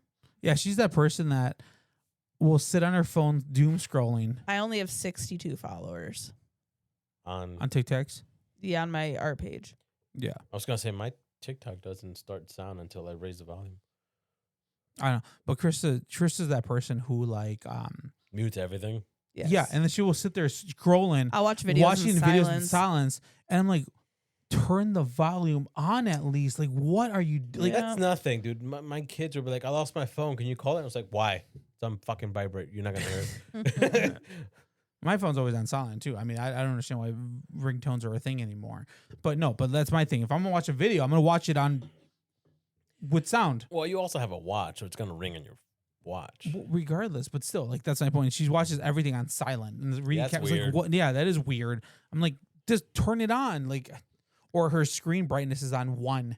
Yeah, I don't like She's it like, bright. look, I'm like, I don't know, I, I can't can't see see. shit. Turn it up. I It don't could be like worse. It could be bright. at 100 and like, look, blindness. Mine's at 100 all the time. I'm Yeah. making my phone work for that. Yeah, So my Instagram has the most followers. Instagram's stupid. But that's the one I have the most followers Why don't you on. Okay. just create a new one? Why? I have an art one. Is that your? I don't know. Yeah, that's my art one. Okay. Cool. Then do it tomorrow. I will. All right. You just can't give me shit because I have I- to go with you I- to He's help gonna you give with you your shit stuff. I'm still gonna give you shit regardless. regardless, but I've always told you if you're doing something for that, I always give her That was shit- my conversation with him earlier today. Yeah. He's gonna Joe, give me it needs shit to be no matter tit for what. tat because here's the thing. I'm like pretty willing to help you with certain things, but then it's like You're a dick.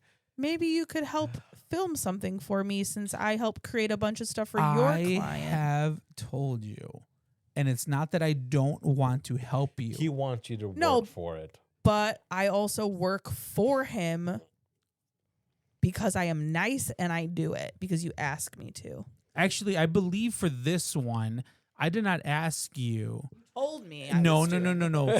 They said something, and then we were there, and you're like, "Oh, I can create something really cool for you." No, guys. that is not what happened. It is Joe. I We were approve. there, and Joe said, "Oh, Krista Krista's can do creating it, that yeah. for you," and I was like, "Oh, And you're like, "Yeah, I can do something really cool." I'm not gonna say no." You can. Why not? What's the worst that's gonna happen? Krista, he's gonna give you shit regardless. He does that to me no matter But what yeah, I do. and like I said, I going walk back- over here, he gives me shit. I drive over here, he gives me shit. I use the scooter, he gives me shit. Well, I give And you then shit shit. everyone regardless. today's like, "Joe, great job," and he's like, "Yeah." Well, it's still my content. It's still all my photos. It's still all my videos. You just put them together into a really cool thing. And but going back to that, like, so yes, tomorrow, one of my clients is opening up a new store, and yeah, it's really cool. You know, I'm gonna go there before they open and help them out because again, that's What one time thing. they open? The grand opening is at 5 p.m. Like I say, Chris always has a choice to say no.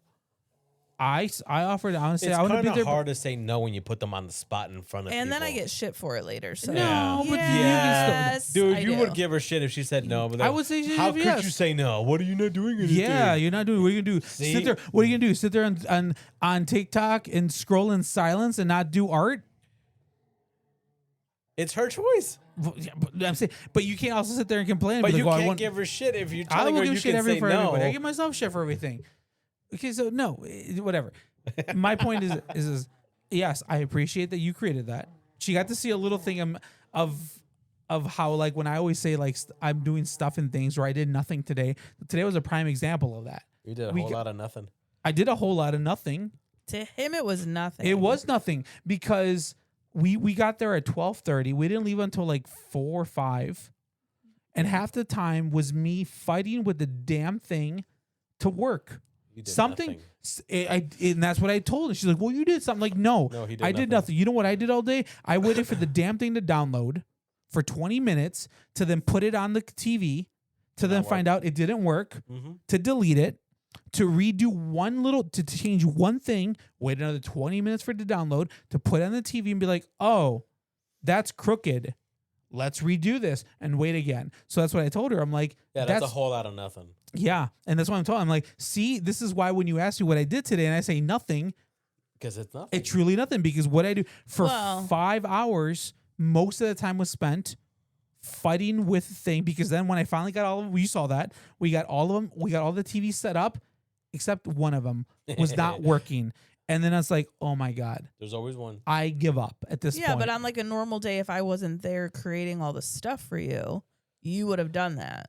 yeah. So that wouldn't have been nothing. But to me, it's still nothing because again, I look at it as We got there at 12:30. We started working on the stuff, and it wasn't until 5 when we left. And that should have taken no more than like 20, 30 minutes at the max. But Sure. because I was sitting there fighting with Wi-Fi passwords, getting things to work, all that stuff. Yeah. To me, it still felt like I did nothing. But yeah, no, I Yeah. appreciate that you did that. And, you know, and I think that's the thing too, is like at the end of the day, I think you still like doing that stuff because you like creating stuff. And you know what? And that's the thing. Yes, you at the end of the day, I say yes. That's still my stuff, and those are my photos and those are my videos. But you created this stuff, and you have to admit that at the end of the day, when you go back and you saw that stuff on those TVs, you got to be a little proud of yourself. Because, Oh, I texted my dad a picture and said, "Look what I did." and that's what I'm saying. And he's like, "Did you paint that?" I was like, "Dad, who paints freaking menus?" No. but But- you know, and that I think that's what goes back to me is that I think living or doing digital media, you kind of forget that side of things because it's so easy to just take a digital photo that goes on a computer monitor that then goes on Facebook, right? And I guess that goes back to a little nostalgia thing, right? Where it's like you don't have these tangible things anymore. And I get to a point sometimes when I get bored, right? Because to me, I look at it as I've been doing this for this long. It's kind of cookie cutter, I feel sometimes.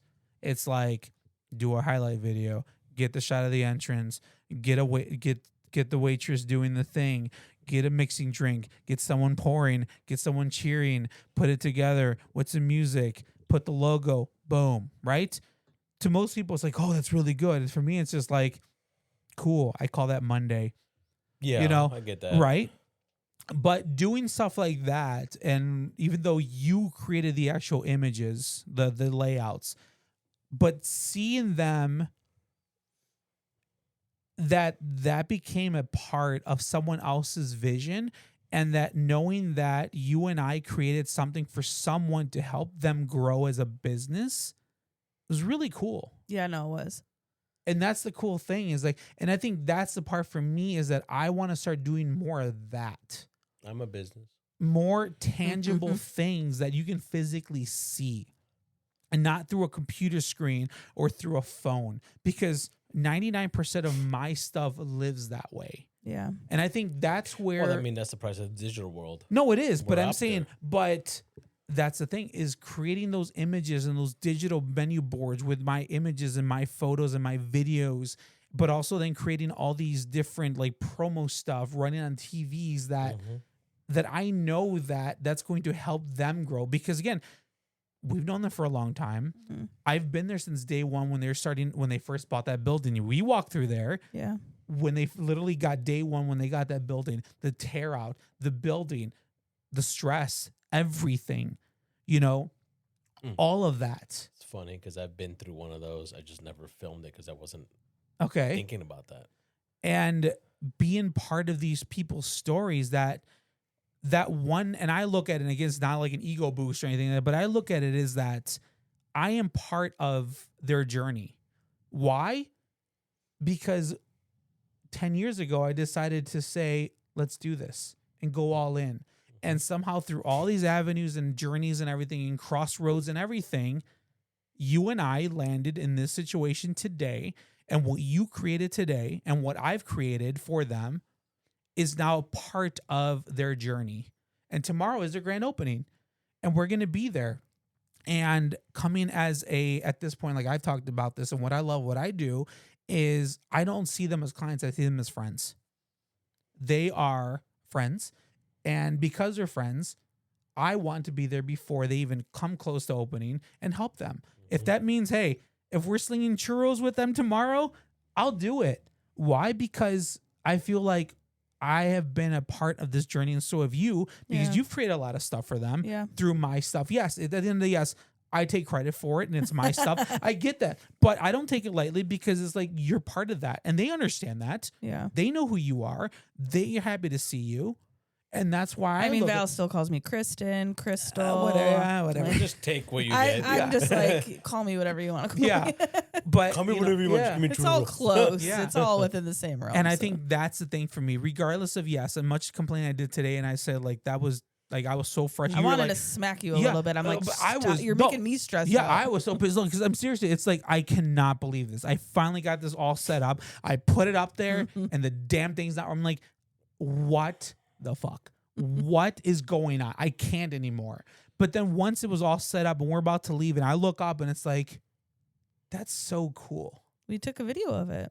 Yeah, and it's like, Dude, that's the whole IT world. yeah, oh fuck your IT world. It's the same Yeah, shit. fuck that shit. It's No, the but- same thing. You spend hours and hours and shit doesn't work, and it's like, Yeah. fuck. Yeah, but my thing is like tomorrow, all these people are going to show up, and the first thing they are going to see It's your is stuff. that Mhm. is my shit. Yeah.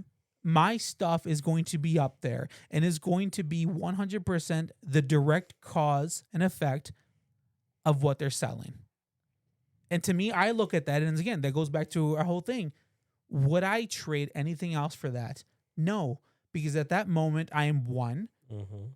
helping someone who put their heart, soul, blood, sweat, tears into, they're probably still there right now, getting everything ready for tomorrow. Even though this is their second location, it doesn't matter. No, it's still the same. It's been a message, but year. Yeah. It's been a year now since they bought that building and been It's building crazy out. to think it's been that long. Yeah. I have pictures from day one when they got those keys. We walked in there and did photos and videos of what that place looked like. And today, it's insane what they have done and created. And it's still the amount of shit that they've already gone through. And it's not even day one yet. Tomorrow is day one. Yeah. It's a whole another adventure. But to know that like my stuff is there, that's so cool. Yeah. That is so cool. So yeah. So That actually inspires me to do something. oh God. What? A shitty video? Yes. Yes. It's actually going to be a shitty video more than likely. Oh great. So when I said that I know what you're talking about as far as a teardown and all of that stuff, Mhm. it's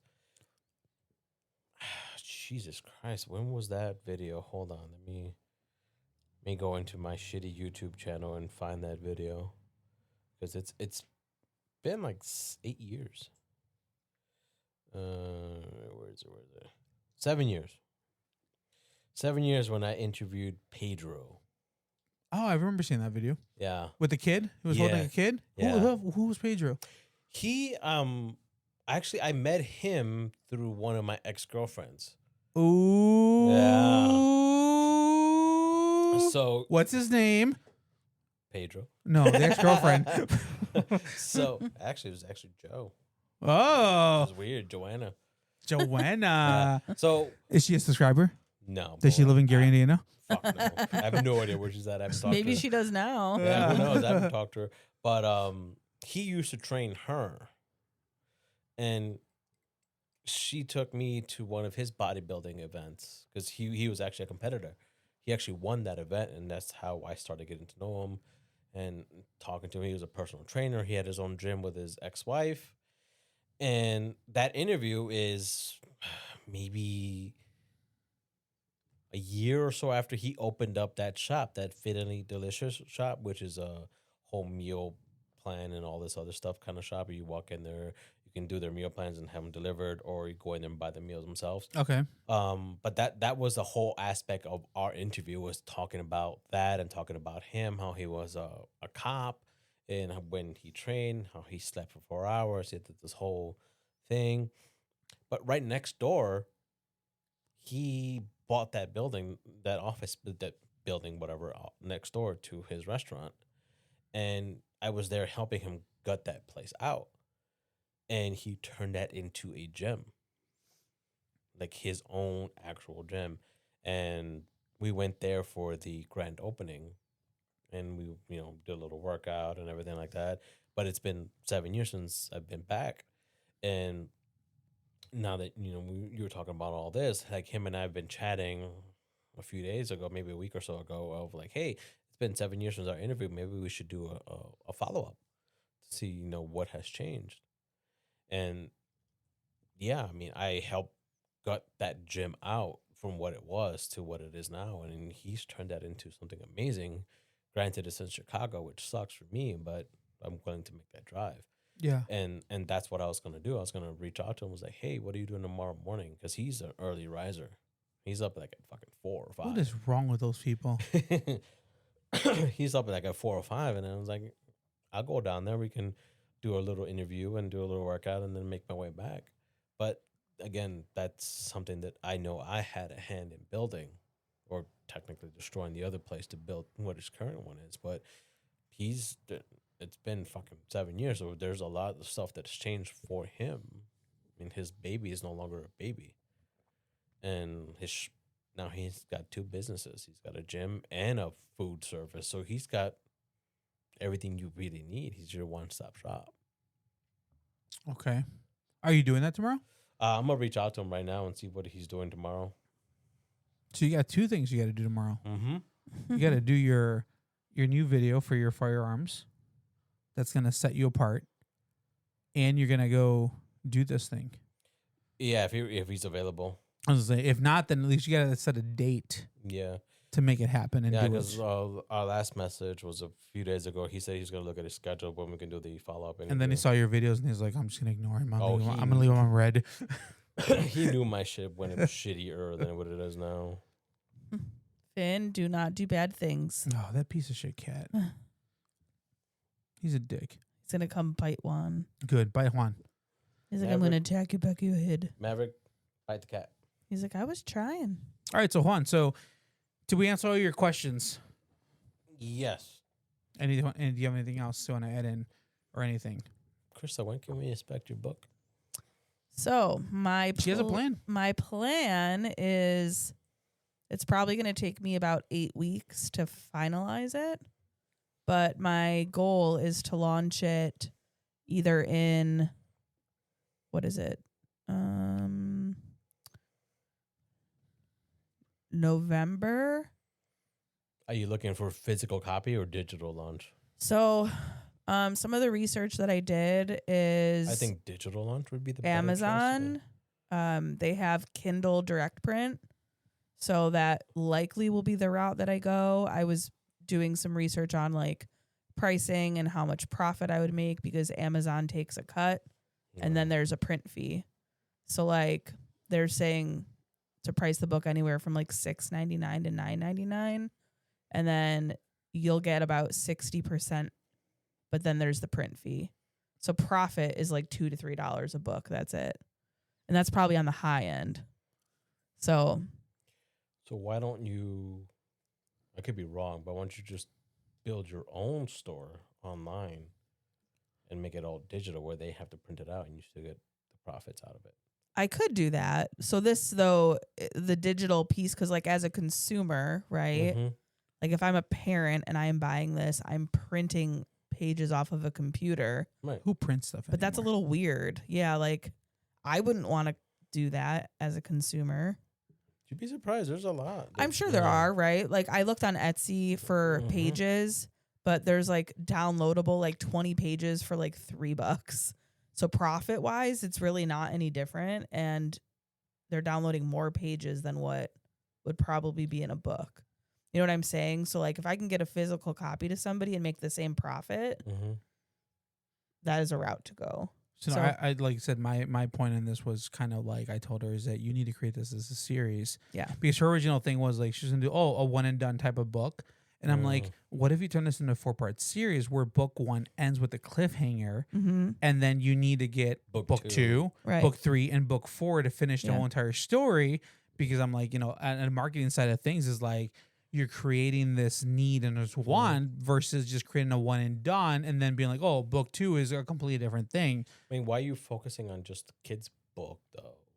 I'm only asking because I've seen like this whole exact. Well, she was gonna do a 50 where, Shades of Grey, but that's already been done. where it's not targeted to kids; it's just targeted as a coloring book. in Yeah, I think general. eventually maybe that is where this could lead. But because I'm not great at the illustration aspect of it, the children illustration piece of it is easier for me to get done. And that's the reality. So, I mean, it's like if I want to get something out there kind of quickly, that's going to be the quickest way versus trying to get better at it to be able to put something out. Right? I don't want to like procrastinate getting it out there if I can create something now. Yeah, because you did Right? bring that. Because, you did brought that yeah, up. then it's I'll get this out there when I'm better at it. Like I don't want to do Yeah. that. And then so that never happened. and it never happens, right? And the thing is, she brought that up. She's like, well, I can do like an adult coloring book where it's like you're doing more fine lines. I'm like, or you can just get this out now, Yeah. learn from it, and then evolve from there and start doing. Because like I said, what's the path of less resistance? And if that's the path that's going to lead you into creating more and then learning from there, that's the way you should run Yeah. and do it. Yeah. And I want to marry the idea for the book with TikTok. So like one of the kind of ideas that I had come up with that I was asking Grok about is like I want to incorporate real life Hemi and Maverick. Mm-hmm. Right? So like if I'm creating the first story about going camping, I want to be able to post little like snippet TikToks of like them packing their gear for camping. But like real life them, you know, Yeah, like I the get it. funny little skits Yeah, I and then get it. have it tie along with what I'm doing with the book. Because we talked about it too. That like opens up people following on TikTok. Then people want the book because Mm-hmm. little kids could actually meet the real Hemi and Maverick. You know what I'm saying? Like it's a cool concept, I think. I think it could go somewhere, it but looks pretty cool. It sounds pretty cool. Yeah. yeah. And that's what I told her. I think when I told her that is like, we just need to create a TikTok for Hemi and Maverick. Yeah. Because not off of her page. Because I said at the end of the Right. day, it's like, you are an artist and most people aren't going to care. The only people who are Mhm. really going to follow are other artists and family and friends. And that Right. doesn't matter. Right. But if we create a TikTok channel for Hemi and Maverick and then Yes. doing their adventures, more people will follow. And then Yeah. when you launch the books, Hemi and Maverick, Mm-hmm. TikTok channel promotes the channel. Right. The Promotes Adventures the of Hammy books and Maverick. everything like that. And that's a bigger, because what's it easier to sell? A dog's or an artist? Yeah. Dogs. Joe's Yeah. so funny. He's like, you could go to a book signing and have Hemi and Maverick paw What, print the paw- books. Yeah, that's what I I'm like, literally oh, said. it could. Because I'm There- saying, there's it doesn't even have to be a book signing. You can Yeah. just be like, hey, we're going to be at X camping ground. yeah, well, not just that, but I'm saying that's what I'm saying too. Is like, what, would you rather have, if you had a choice and you had to like get an artist's signature on a book I'll take the dog. or their pet, who's the story about that, and be there and meet them, and they Take got like, pictures yeah, and- and you actually like did a little paw print signing of them. I'm Mhm. sorry, I'd care more I'd rather about the do paw dog. print, yeah. Yeah, that's what I'm saying. So like, think about that. We did an event where Hemi and Maverick are there, and like the first 100 people that buy the book, Hemi and Maverick, we do a little nose art or we do a little Yeah. paw prints, and we're stamping all their books, and we Mhm. do TikTok lives on these Yeah. and everything. Like that's Yeah. way Yeah. that's cooler than anything else you'd ever do. Yeah. I mean, I was also thinking even like from the fundraiser aspect, like a great way to promote is to like partner with like Helping Paws. With Sharon Bono. Oh, Yeah. Sell Saint. the books, right? Like at Sharon like Bono. Sharon. a fundraising event. They are from the shelter too. So it's like a cool tie-in.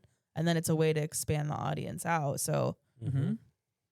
I You don't got a know. lot of options over there. People dig dogs. So Yeah. you guys got to start paying rent, making me money.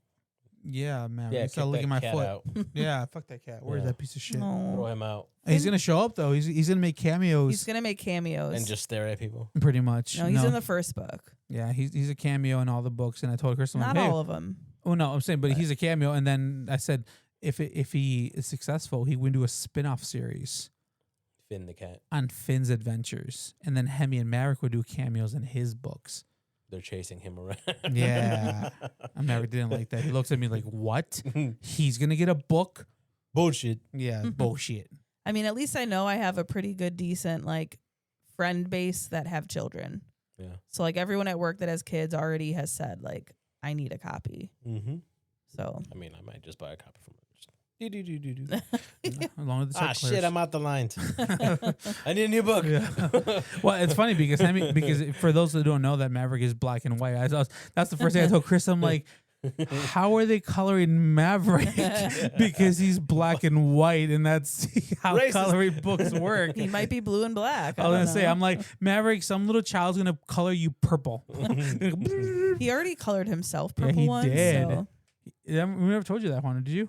Yeah. Yeah, I hate the markers, and I got home and he had an Purple. entire box of markers, and his whole paws and face and chest was just purple. And he was all happy about yeah, it. he's Yeah. like, oh, Hi. hi, how are you? You're home? Look what I did. I made art. I'm Picasso. I painted the couch. Yeah, he made the couch. And my body. Yeah, everything was just purple. I'm like, why are you purple? What did you do?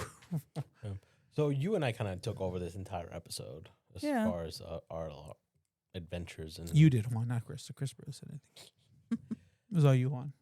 But anyway, before when the episode started, I said Krista has a new adventure going, and Joe has a new toy. Joe hasn't talked about his toy yet. That's private. Yeah, It's in the am I drawer saying? in the bedroom. Yeah, Ooh, yeah. So what am I talking about? It's a camera. Yeah. Okay, what am I talking talk about? about a little bit For of the it. bedroom. Yeah. Oh, I'm just It's kidding. POV. different angles. Yeah, different angles. I mean, what do you want? What do you want to know about Well, it? say something about it. I mean, you've been all over this camera all week. I've been testing it, Oh. trying to figure it out a little bit. It's I'm not gonna go into specific into camera because it's No, they gotta Yeah. watch your YouTube channel for that. sure. But yeah, again, it just comes down to because even though as confident as I usually sound and everything that I do, I have a lot of self doubt all the time. And again, going back to what I've talked about in a lot of these episodes is that the reason I started this whole vlog and everything like that was to break past that part, right? And a lot of people that I follow on the YouTubes, they talk about that, right? It's Mhm. still, even no matter how long they've been doing that, it's still hard, talking to a camera in public is something that most people don't do, but it's also that one thing that prevents most people from doing things. I mean, I struggle with it too. It is, so. and like I said, even to me, as confident as I usually sound, and everything like that, it takes a lot for me to get to that point. But one thing that's been helping me and learning is that I just don't care because most people don't care. And I always tell myself, I'm like, look, if someone's going to look at me weird for 1 second, cool, I'm never going to see them again. Or I'm not going to put the chance of this video being that one video that gets me to the next level because little Susie looked at me weird because I was looking at a camera or I was talking in the middle of the cheese aisle at Walmart. I don't care. And so, yeah, I got this camera. My idea in this camera was it was supposed to be more of like a POV style camera, right? I wasn't going to be talking on it. It was just more like for like TikTok and just like, so I didn't have to talk to it. Get But it turned angles into a and stuff. camera that it's You opened up. liked. I really like it. It's made me more, it's given me more freedom to create stuff in public. And if that's the one thing that I get that lets me do more of that, Mhm. then so be it. Like that's what I'm gonna do. But it's kind of teaching me that I don't care. I don't care because I'm not going to worry about what other people think. People are gonna always talk. They're always gonna judge. I've been in situations where I've seen people talking on their cameras. And I'm like, Douche. here's an influencer. And guess what? Does it matter? No, it doesn't matter because then I forget about them 2 minutes later. Mhm. I don't care. And I think that's the thing. Stop caring about other people. It doesn't matter. Do your thing. You're on here. You're on this earth for such a little time. It doesn't matter. Do what makes you happy. Mhm. And that's it. And so that's what I've been doing with it. And I like it. And it's cool. And for me, it's like, so what if it sucks? Even though I know that there are worse people out there, like Juan, putting stuff out there that is terrible. There's worse people than me too. Don't bring those people down. No, no, but seriously, and that's what it comes down to. Is that it's me against me. That's it. At the end of the day, it doesn't matter. So yeah, that's my story of my little camera, my new toy. Cool. That Juan's gonna get, even though he says he's never gonna get. I didn't say never. We placed bets No, on how long it's going to take I you did. before I you literally. actually That's why I purchase get it. it. I before I even showed you the footage. I texted Chris. I'm like, let's bet when Juan's gonna get this camera, even though he said he doesn't want it. After he sees my footage, and yeah, that same day you came over, you're looking It like, looked cool. oh, this is really cool. I could use this. I'm like, oh my god, go do one thing without doing something, and then do something else. Like the 360 camera, I had mine way before you did. Doesn't matter. I had it way before And you I did. kept telling you, regardless, you don't need it. No, you I still still had don't my need it. I still had my first one before you did. Doesn't matter. And And what I tell you you, stopped me from buying the X5 because you're like, no, just wait for the DJI and one. when that one came out, yes, and and then then you bought it first, and then you're like, you can't buy it now. I was like, that's not. You told no, me to and I wait for told it. you go use the one that you have that you've had for 3 years that you don't use. I do use it. That's the thing you don't know. Mm-mm. I've used it for all of my rides. I've done my 9/11 rides. I've done my cancer 6 rides. years ago. I still use it for all my Used charity it. rides. Used it. When's the last charity ride you did? Last year, 9/11 ride. I do a 9/11 ride every year, Okay, and then what? except for this year because I can't. 'cause I'm Oh, so working. okay. So you haven't used it for 2 years I used it last year, and I've been using it this year since I got Because- my bike out of storage. because I gave you shit for not using it. No, I've used it before you started giving me Oh, shit. for it. boys. Yeah, whatever. I don't care. Do what you want, Juan. All I'm saying is stop using. Again, that's the excuse that I tell you. I need this to do that. No. No, I Use never the shit said you're I doing needed and the go do it. camera. Yeah, don't. Well, the bets are still on the table. They are. They are. I told you. I said by the end of the month. I'll whisper my date in your ear so I win. Wait, can we wager money, though? We haven't wagered money. $3. Oh, psh. Yeah, I'll have it. Or I won't. You if won't I- no balls. And if I don't, do I win? You Do I- won't do I no get the balls. You money? won't no balls. If I don't get it, do I You get won't money no out of balls. it? You won't no balls. He keeps sending me all these videos on the camera. $3. He keeps sending me all these videos on my camera. He's like, "Oh, look at this one." I sent you one. Doesn't matter. That's one too many. I've sent I'm you like, one. I'm like, Juan, I already have the camera. I don't need a video telling me 5 reasons why you should buy this camera, and also why are you watching this because it has nothing to do with It you because you don't fucking want. pops up on my. Doesn't matter. I already homepage. have it. I don't need. I don't need to be reminded. I bought it for a reason. You bought it because you had no reason to. You were not expecting No. to like it. You bought it to talk shit about it. Well, yeah, but I, in my defense, I bought. That goes the, back to my earlier I statement bought the of two- it doesn't matter Where's what my we do. popcorn? I don't know Because you're going to po- talk no. shit about no matter what we do. No, my point is I had the camera 2 years before this one. And I said, and I quote, I You love didn't have this camera. You had a different camera. this. It's the upgraded version of this camera. It's a different camera. It's still the upgraded version of it. It's the same line of it. It's the same line. It's the 2-year version, new updated. And I told you, I love that camera. And I gave you the reasons why. And I said the reason I returned it was it goes because back to the same thing I did for my 360 camera. I No, had but you 3 didn't- versions ago. no, but I returned it and didn't use it. This one I bought it. And kept mine and I continued to use it. And I was like, I'm going to upgrade to the newer one. Mhm. And you were like, no, get away from Insta 360. Wait for the GGI one that's going to come out. I and said, if then you're it- going to do it, And I was already and then I saw planning your on it. videos, and I said, you don't need that camera. Use what you have now because you do not need it. You're using I an never said I excuse. needed it. You wanted it. Sorry, Juan. You don't wanted it. need any of your new cameras, but you want them. You didn't need this camera. You wanted it. Well, yeah, and that's why. That's okay. So you can want stuff and buy them, but I can't? Yeah. Why? Because you're Joe? Yes. It's bullshit. No. No, it is. No. It goes back to the whole thing. It doesn't matter what we do. You're still going to talk shit about no matter anything we do. Just like if I drive here, you give me shit. If I walk here, I get shit. Because you drove here once, and that's all it took. You live 5 houses it away. It doesn't matter, though. You're going to talk shit regardless, just like we were talking about earlier. Yes, because there's no reason to ever Because drive I don't 5 do houses. your cardio. I don't do any cardio. Well, you don't do any cardio. I do cardio. I just don't do your cardio. And that means I don't do any cardio. You don't do any cardio. I do cardio. Walking is not cardio. I do elliptical and I'll Ellipticals for jog old on the people. treadmill or I'll do the bike. But that's not your outside running cardio. So that means I'm not doing any cardio. Just because I'm not doing it your way doesn't mean I'm not doing it. You're not doing it. Fair point. Also, you did say in a video that you don't do cardio. You did, yeah. See, But I do So- cardio. but you said you Okay. did. It's on camera. I do cardio. It's on camera. You said no. I don't do cardio. You said it. Because I even on other stuff, I do like 5K runs every year. Just because you're not there, I'm not doing them. You're Just- not doing them.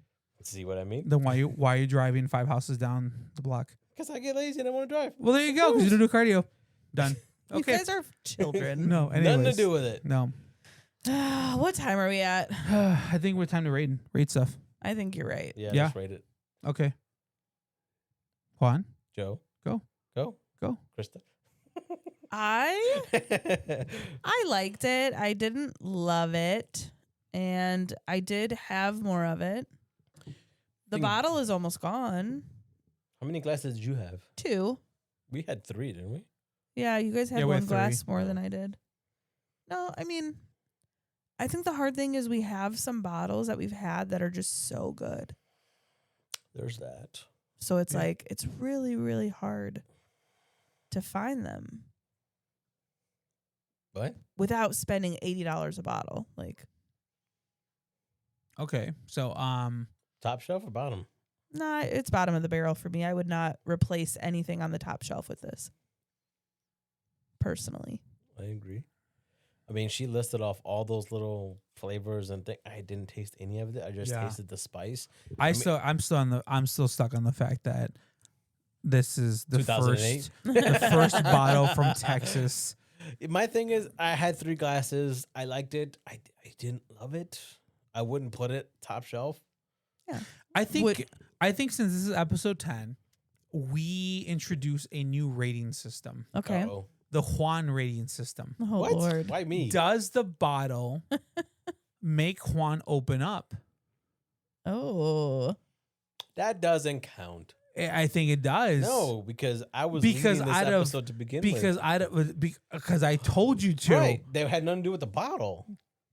But I think the bottle helped you a little No, bit. it didn't. Mm, It had nothing to do with the bottle. It I had- will say, though, you really liked that Amberana. and you had more than we ever did, and you talked a lot of that episode. Yes. That one I'll give you, yeah. So that Okay. bottle opened you right up. So that's what I'm saying. I think on a scale of 1 to on a One to one. on a 1 to Juan, I think we need to introduce the Juan scale. Because Juan talks a lot of shit. You say I talk a lot of shit. You're the first one that's always like, "Oh, you hijack everything," blah blah blah. But then you're the first one to sit there and be like, "Stuff, things, I don't do anything." But this episode Joe. was good because you opened up, and why? Because had to Joe, lead it. because exactly because I forced you. Because Mister, every episode you're like, "Oh, Joe hijacks this, and you talk too much," blah blah blah. And I'm like, "Okay, cool." The ball's in your court. You're like, "Well, I don't want to talk." That's what I said. That's why I said when we were talking about this, I'm like, "What's the topic?" And you're like, "Blah, blah, blah." I'm like, "Juan, you're leading this." You're like, "Oh, okay."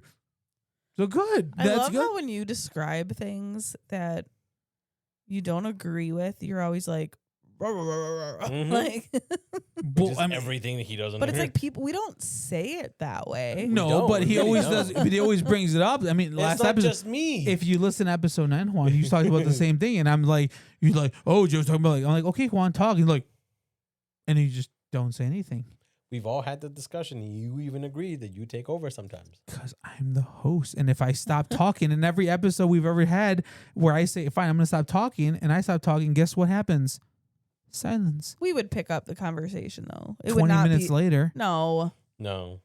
Anyways, We've picked up whatever. I think conversations. this is on a scale of 1 to Juan. I give this a Juan. A 1 or a 1? A Juan.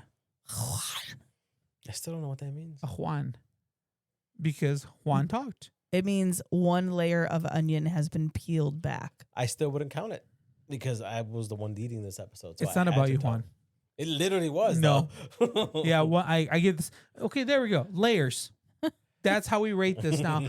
From episode 10 to 20, we're gonna rate whiskeys on layers.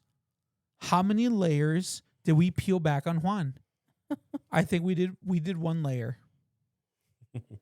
We can do that in addition to rating the actual bottle. I don't want to just rate one. I agree. Okay, fine. Then Outvoted, Joe. okay, that's fine. Go for it. I already. It's on your vote right now. Yeah, Me? we both already gave our did. opinions. Yeah. We're on waiting you. on you. Well, you guys said bottom of the barrel, right? Right. Yeah, I said I wouldn't put this on the top shelf. I don't No. think it replaces any bottle up there. What's in the top shelf? Uncle Nearest. Well, number one is shit. Shit is not number one. Hey, I don't remember drinking shit. I don't remember that one either. I think number one is still the Amberana. Amberana, I think so. Yeah. Then Uncle Nearest was what you all voted. There was another Traverse City one, the green bottle. The Traverse City barrel one, Yeah. single barrel or barrel proof. I think we get the fourth one's also. That was a rye, and I thought that one, I liked that better than Uncle Nearest, but you both said Uncle Nearest was better. So our 2 and 3s were swapped. And then 4 was Dock Wall. Mm-hmm. So those are the 4 on the top shelf. What's on the bottom? Everything else we've had. Bunch of Nanas isn't on there. That one was disqualified. So we've had that, and that's yeah, not but on there. everything else is bottom of the barrel because That's it doesn't. not what you said though. Oh my god. Bunch of Nanas is also bottom of the barrel. Yeah. If it's not on the top shelf, that's where it all goes. No, it doesn't even go on a shelf. It just goes in. Yeah, in the bottom bunch- of the bottom barrel. of It the is barrel. not there's a no shelf. bottom. Oh, It is- there is a bottom. No, there is. It's in Gary, Indiana. That's where that goes. It's fine. Does it matter A little bit to who? because I want to know what's at the bottom. So maybe Everything I else want to we have. knock a bottle off the bottom of the barrel. You You can't. can't. It just all goes there. Whatever's unless it's not on on the the top shelf. That's There's only it. 4. Right, top or nothing. That's literally Yeah. what we are all agreed on. You either like that better than one of the 4 that is currently on the top, or you don't, and Right. that's it. Because You voted no middle shelf. Yeah, exactly. I was gonna say you said no middle shelf, so all we have is top 4 and shit at the bottom. So that's what I'm saying. So we have 4 shit bottles at the bottom of the barrel. No. No, So we have 3. How many bottles are at the bottom of the barrel? We can't have 5. There's 4 and 4. That's it. No. this is episode 10. So this is how I think of this, right? So there's Imagine you have a whiskey barrel and there is the circular top. We're going to pretend only 4 bottles fit on the top. Yes. Okay. Anything else we have would be going into the bottom of the barrel. Like And then what in happens? the barrel. And then what happens if it overfills? Well, then we pop a hole in it and we start over. Okay, Like, so no, it's the 4. bottom of the barrel's never gonna get filled because No, it's- it does. No. It's Why are you either- adding then new it's- shit to it? Then it's either- anarchy because it's No. episode 10 and we can add things. Then it's anarchy. It's 4 and 4. so we want to start a new barrel. There's 4 and 4. 4 top shelves, 4 bottom of the barrel. then what That's happens 8. to all the other ones? There's- They're gone and we don't ever talk about them ever again. We do not don't exist. talk about the bottom of the barrel though, ever. Yeah, if we don't like it, we don't like it, we move on. Yeah, we talk about the top 4. We don't talk about the bottom So, because yeah. doesn't matter. But there's still a chance they can redeem themselves. no, there isn't. No. That's, If the check the fuck are you if talking the check clears, then they can be pushed back up. since when? Since episode 10. Oh. Okay, well, if anybody listening that we said your whiskey was shit, if you send us a bottle and we rethink things and put you on the top shelf, then we'll We'll address that do when what it Joe comes. is Yeah. saying. But So you're Until saying now, So you're there's saying nothing. if Bunch of Nanas is disqualified, yes, why can't other bottles be disqualified? because you disqualified it because we mixed it. Yeah. yeah. Okay, so but it's still a bottle. So to your logic, it should still be at the bottom of the barrel. But you told us You it told couldn't us it be couldn't there. be there. But you guys didn't fight me then. But then why are you fighting me now? Because now you're trying to rearrange the bottom of the barrel. I'm to not put trying a to bottom shelf when I couldn't even have a middle shelf. So right. It it's doesn't either make sense. bottom either shelf on is the the same. top- The bottom shelf is the same thing as the bottom of the barrel. So why are we arguing? Because my question was, how many bottles are at the bottom of the barrel? Everything else is not at the top. And we are on episode 10. So 4 at the top. That means 5 5 on on the the bottom. No, bottom. if there's only 4 and 4, there can't be every other bottle at the bottom. So we have to erase. So you see the shelf up there? I can only have so many Funko Pops, Hulk Hogan, Paul Bear, all that. If we had another one in there, it's not going to fit. So what So Joe someone is has to be trying. knocked So you're out. trying what to do another barrel? No, Another so- layer? It's so just what? Wait, gone. wait. It doesn't Shush exist. your mouth. Oh. So what Joe is trying to say is the top 4 on the top. It is the bottom 4, the 4 we like the least that we continue to talk about. That we- Everything in between is void. Yes, that's my point. But There's 4 and so 4. that That's means it. Why there do we are 2 care about the shelves. bottom of Yeah, the barrel? there's always been 2 shelves, a No. top and a bottom. But the bottom wasn't intended to be a shelf Right, with we a never certain number cared of about the whiskeys. bottle. Right. It was supposed to be anything just not on the top shelf. Yeah, we only cared about the No. top shelf. Yes. The bottom, nobody ever cared about until right now. You decided to So care it's about the bottom. fine, but I don't know if I could I'm look. not gonna remember them. Yeah, I can't look back at all of the bottles we've had and say the worst 4 were these 4. right. But that's the rating. That's what the Well, bottom of then- the barrel exists. That no. Yeah, that's but in not my what we all mind, I'm agree just on. like everything else I've had just isn't on the top. Right. So don't care. until something is better than one of those 4, it's not top shelf. That's what we agreed on. yeah.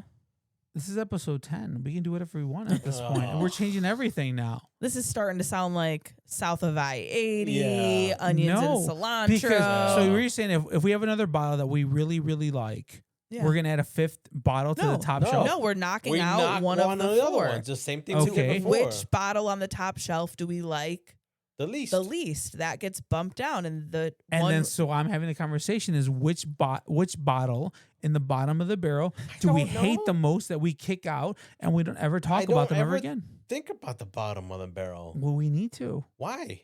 because I can't say that I've had one that I'm like, ugh, I would never, ever, Bunch ever, of ever nanas? drink it again. If it was here and I had to mix it, I would drink it again. but we're not talking about mixing. We're talking about drinking it normal.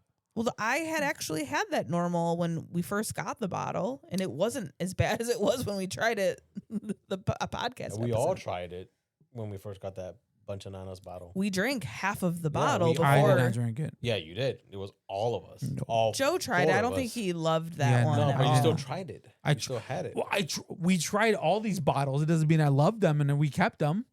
Well, this one we've never tried before. Yeah, no, and that's what I'm saying. And that's So- not going on the top shelf. And so it's not going to the top shelf. No. It's going to the bottom of the barrel. So if we're going to vote on it's going on the bottom of the barrel, that means we have to kick out one of the 4 bottles.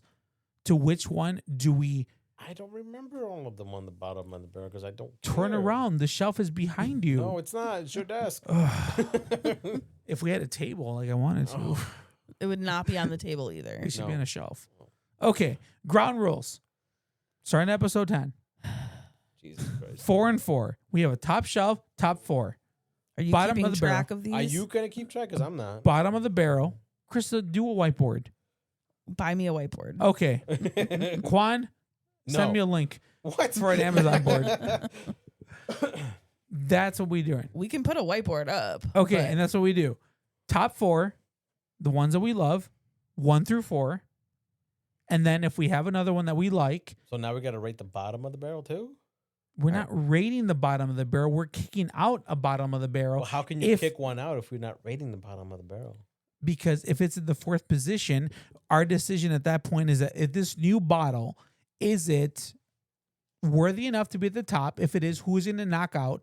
So then we have to go through 1 through 4 and be like, okay, 4, we did really, right, but really how love are you it. measuring 1 through 4? So you're That's why rating, there's 3 of us because we're voting. but that goes back to my point. We're rating the bottom of the barrel. Sure. Then which is the second worst bottle we've had? If I remember. Well, that's why we put them in order. If we had a shelf, we put it 1 through 4. You're just complicating this. No. For no reason. Okay. I mean, in my mind, it's like now it's not 1 through 4; it's 1 through 8. Yeah. In my mind, it was originally the top of the shelf was Yeah. what mattered. Everything If this else is didn't episode matter. 10, how are we doing 1 through 8? What happened to the other 2 bottles? You said there were 4 on the top, 4 on the bottom. Well, yeah, So because you came up then with 8. Plus, just bunch of now. Nanas is gone. If we all voted to kick that out, why can't we kick out a 4th bottle on the bottom of the barrel? We didn't all vote. You did. We all did. We disqualified. Okay, that. let's wrap up because this is getting old real quick. Okay, cilantro and onions. All right, fine. This is an argument that is like a never-ending circle. Good. Okay. Oh. All right. All right. Well, that's episode 10. There we go. Chris is taking the lead finally. I hope everyone enjoyed that argument. And Bye. And wait until episode 11. Oh, is when there we going to be an don't episode know what 11? we're going to talk. Yeah, there is. Oh, there is. There's going to be episode 11. Is it going to be the bottom of the barrel? Joe's going to be on the bottom of the barrel, Yes. figuring out which bottles are there. Bye. See ya. Bye.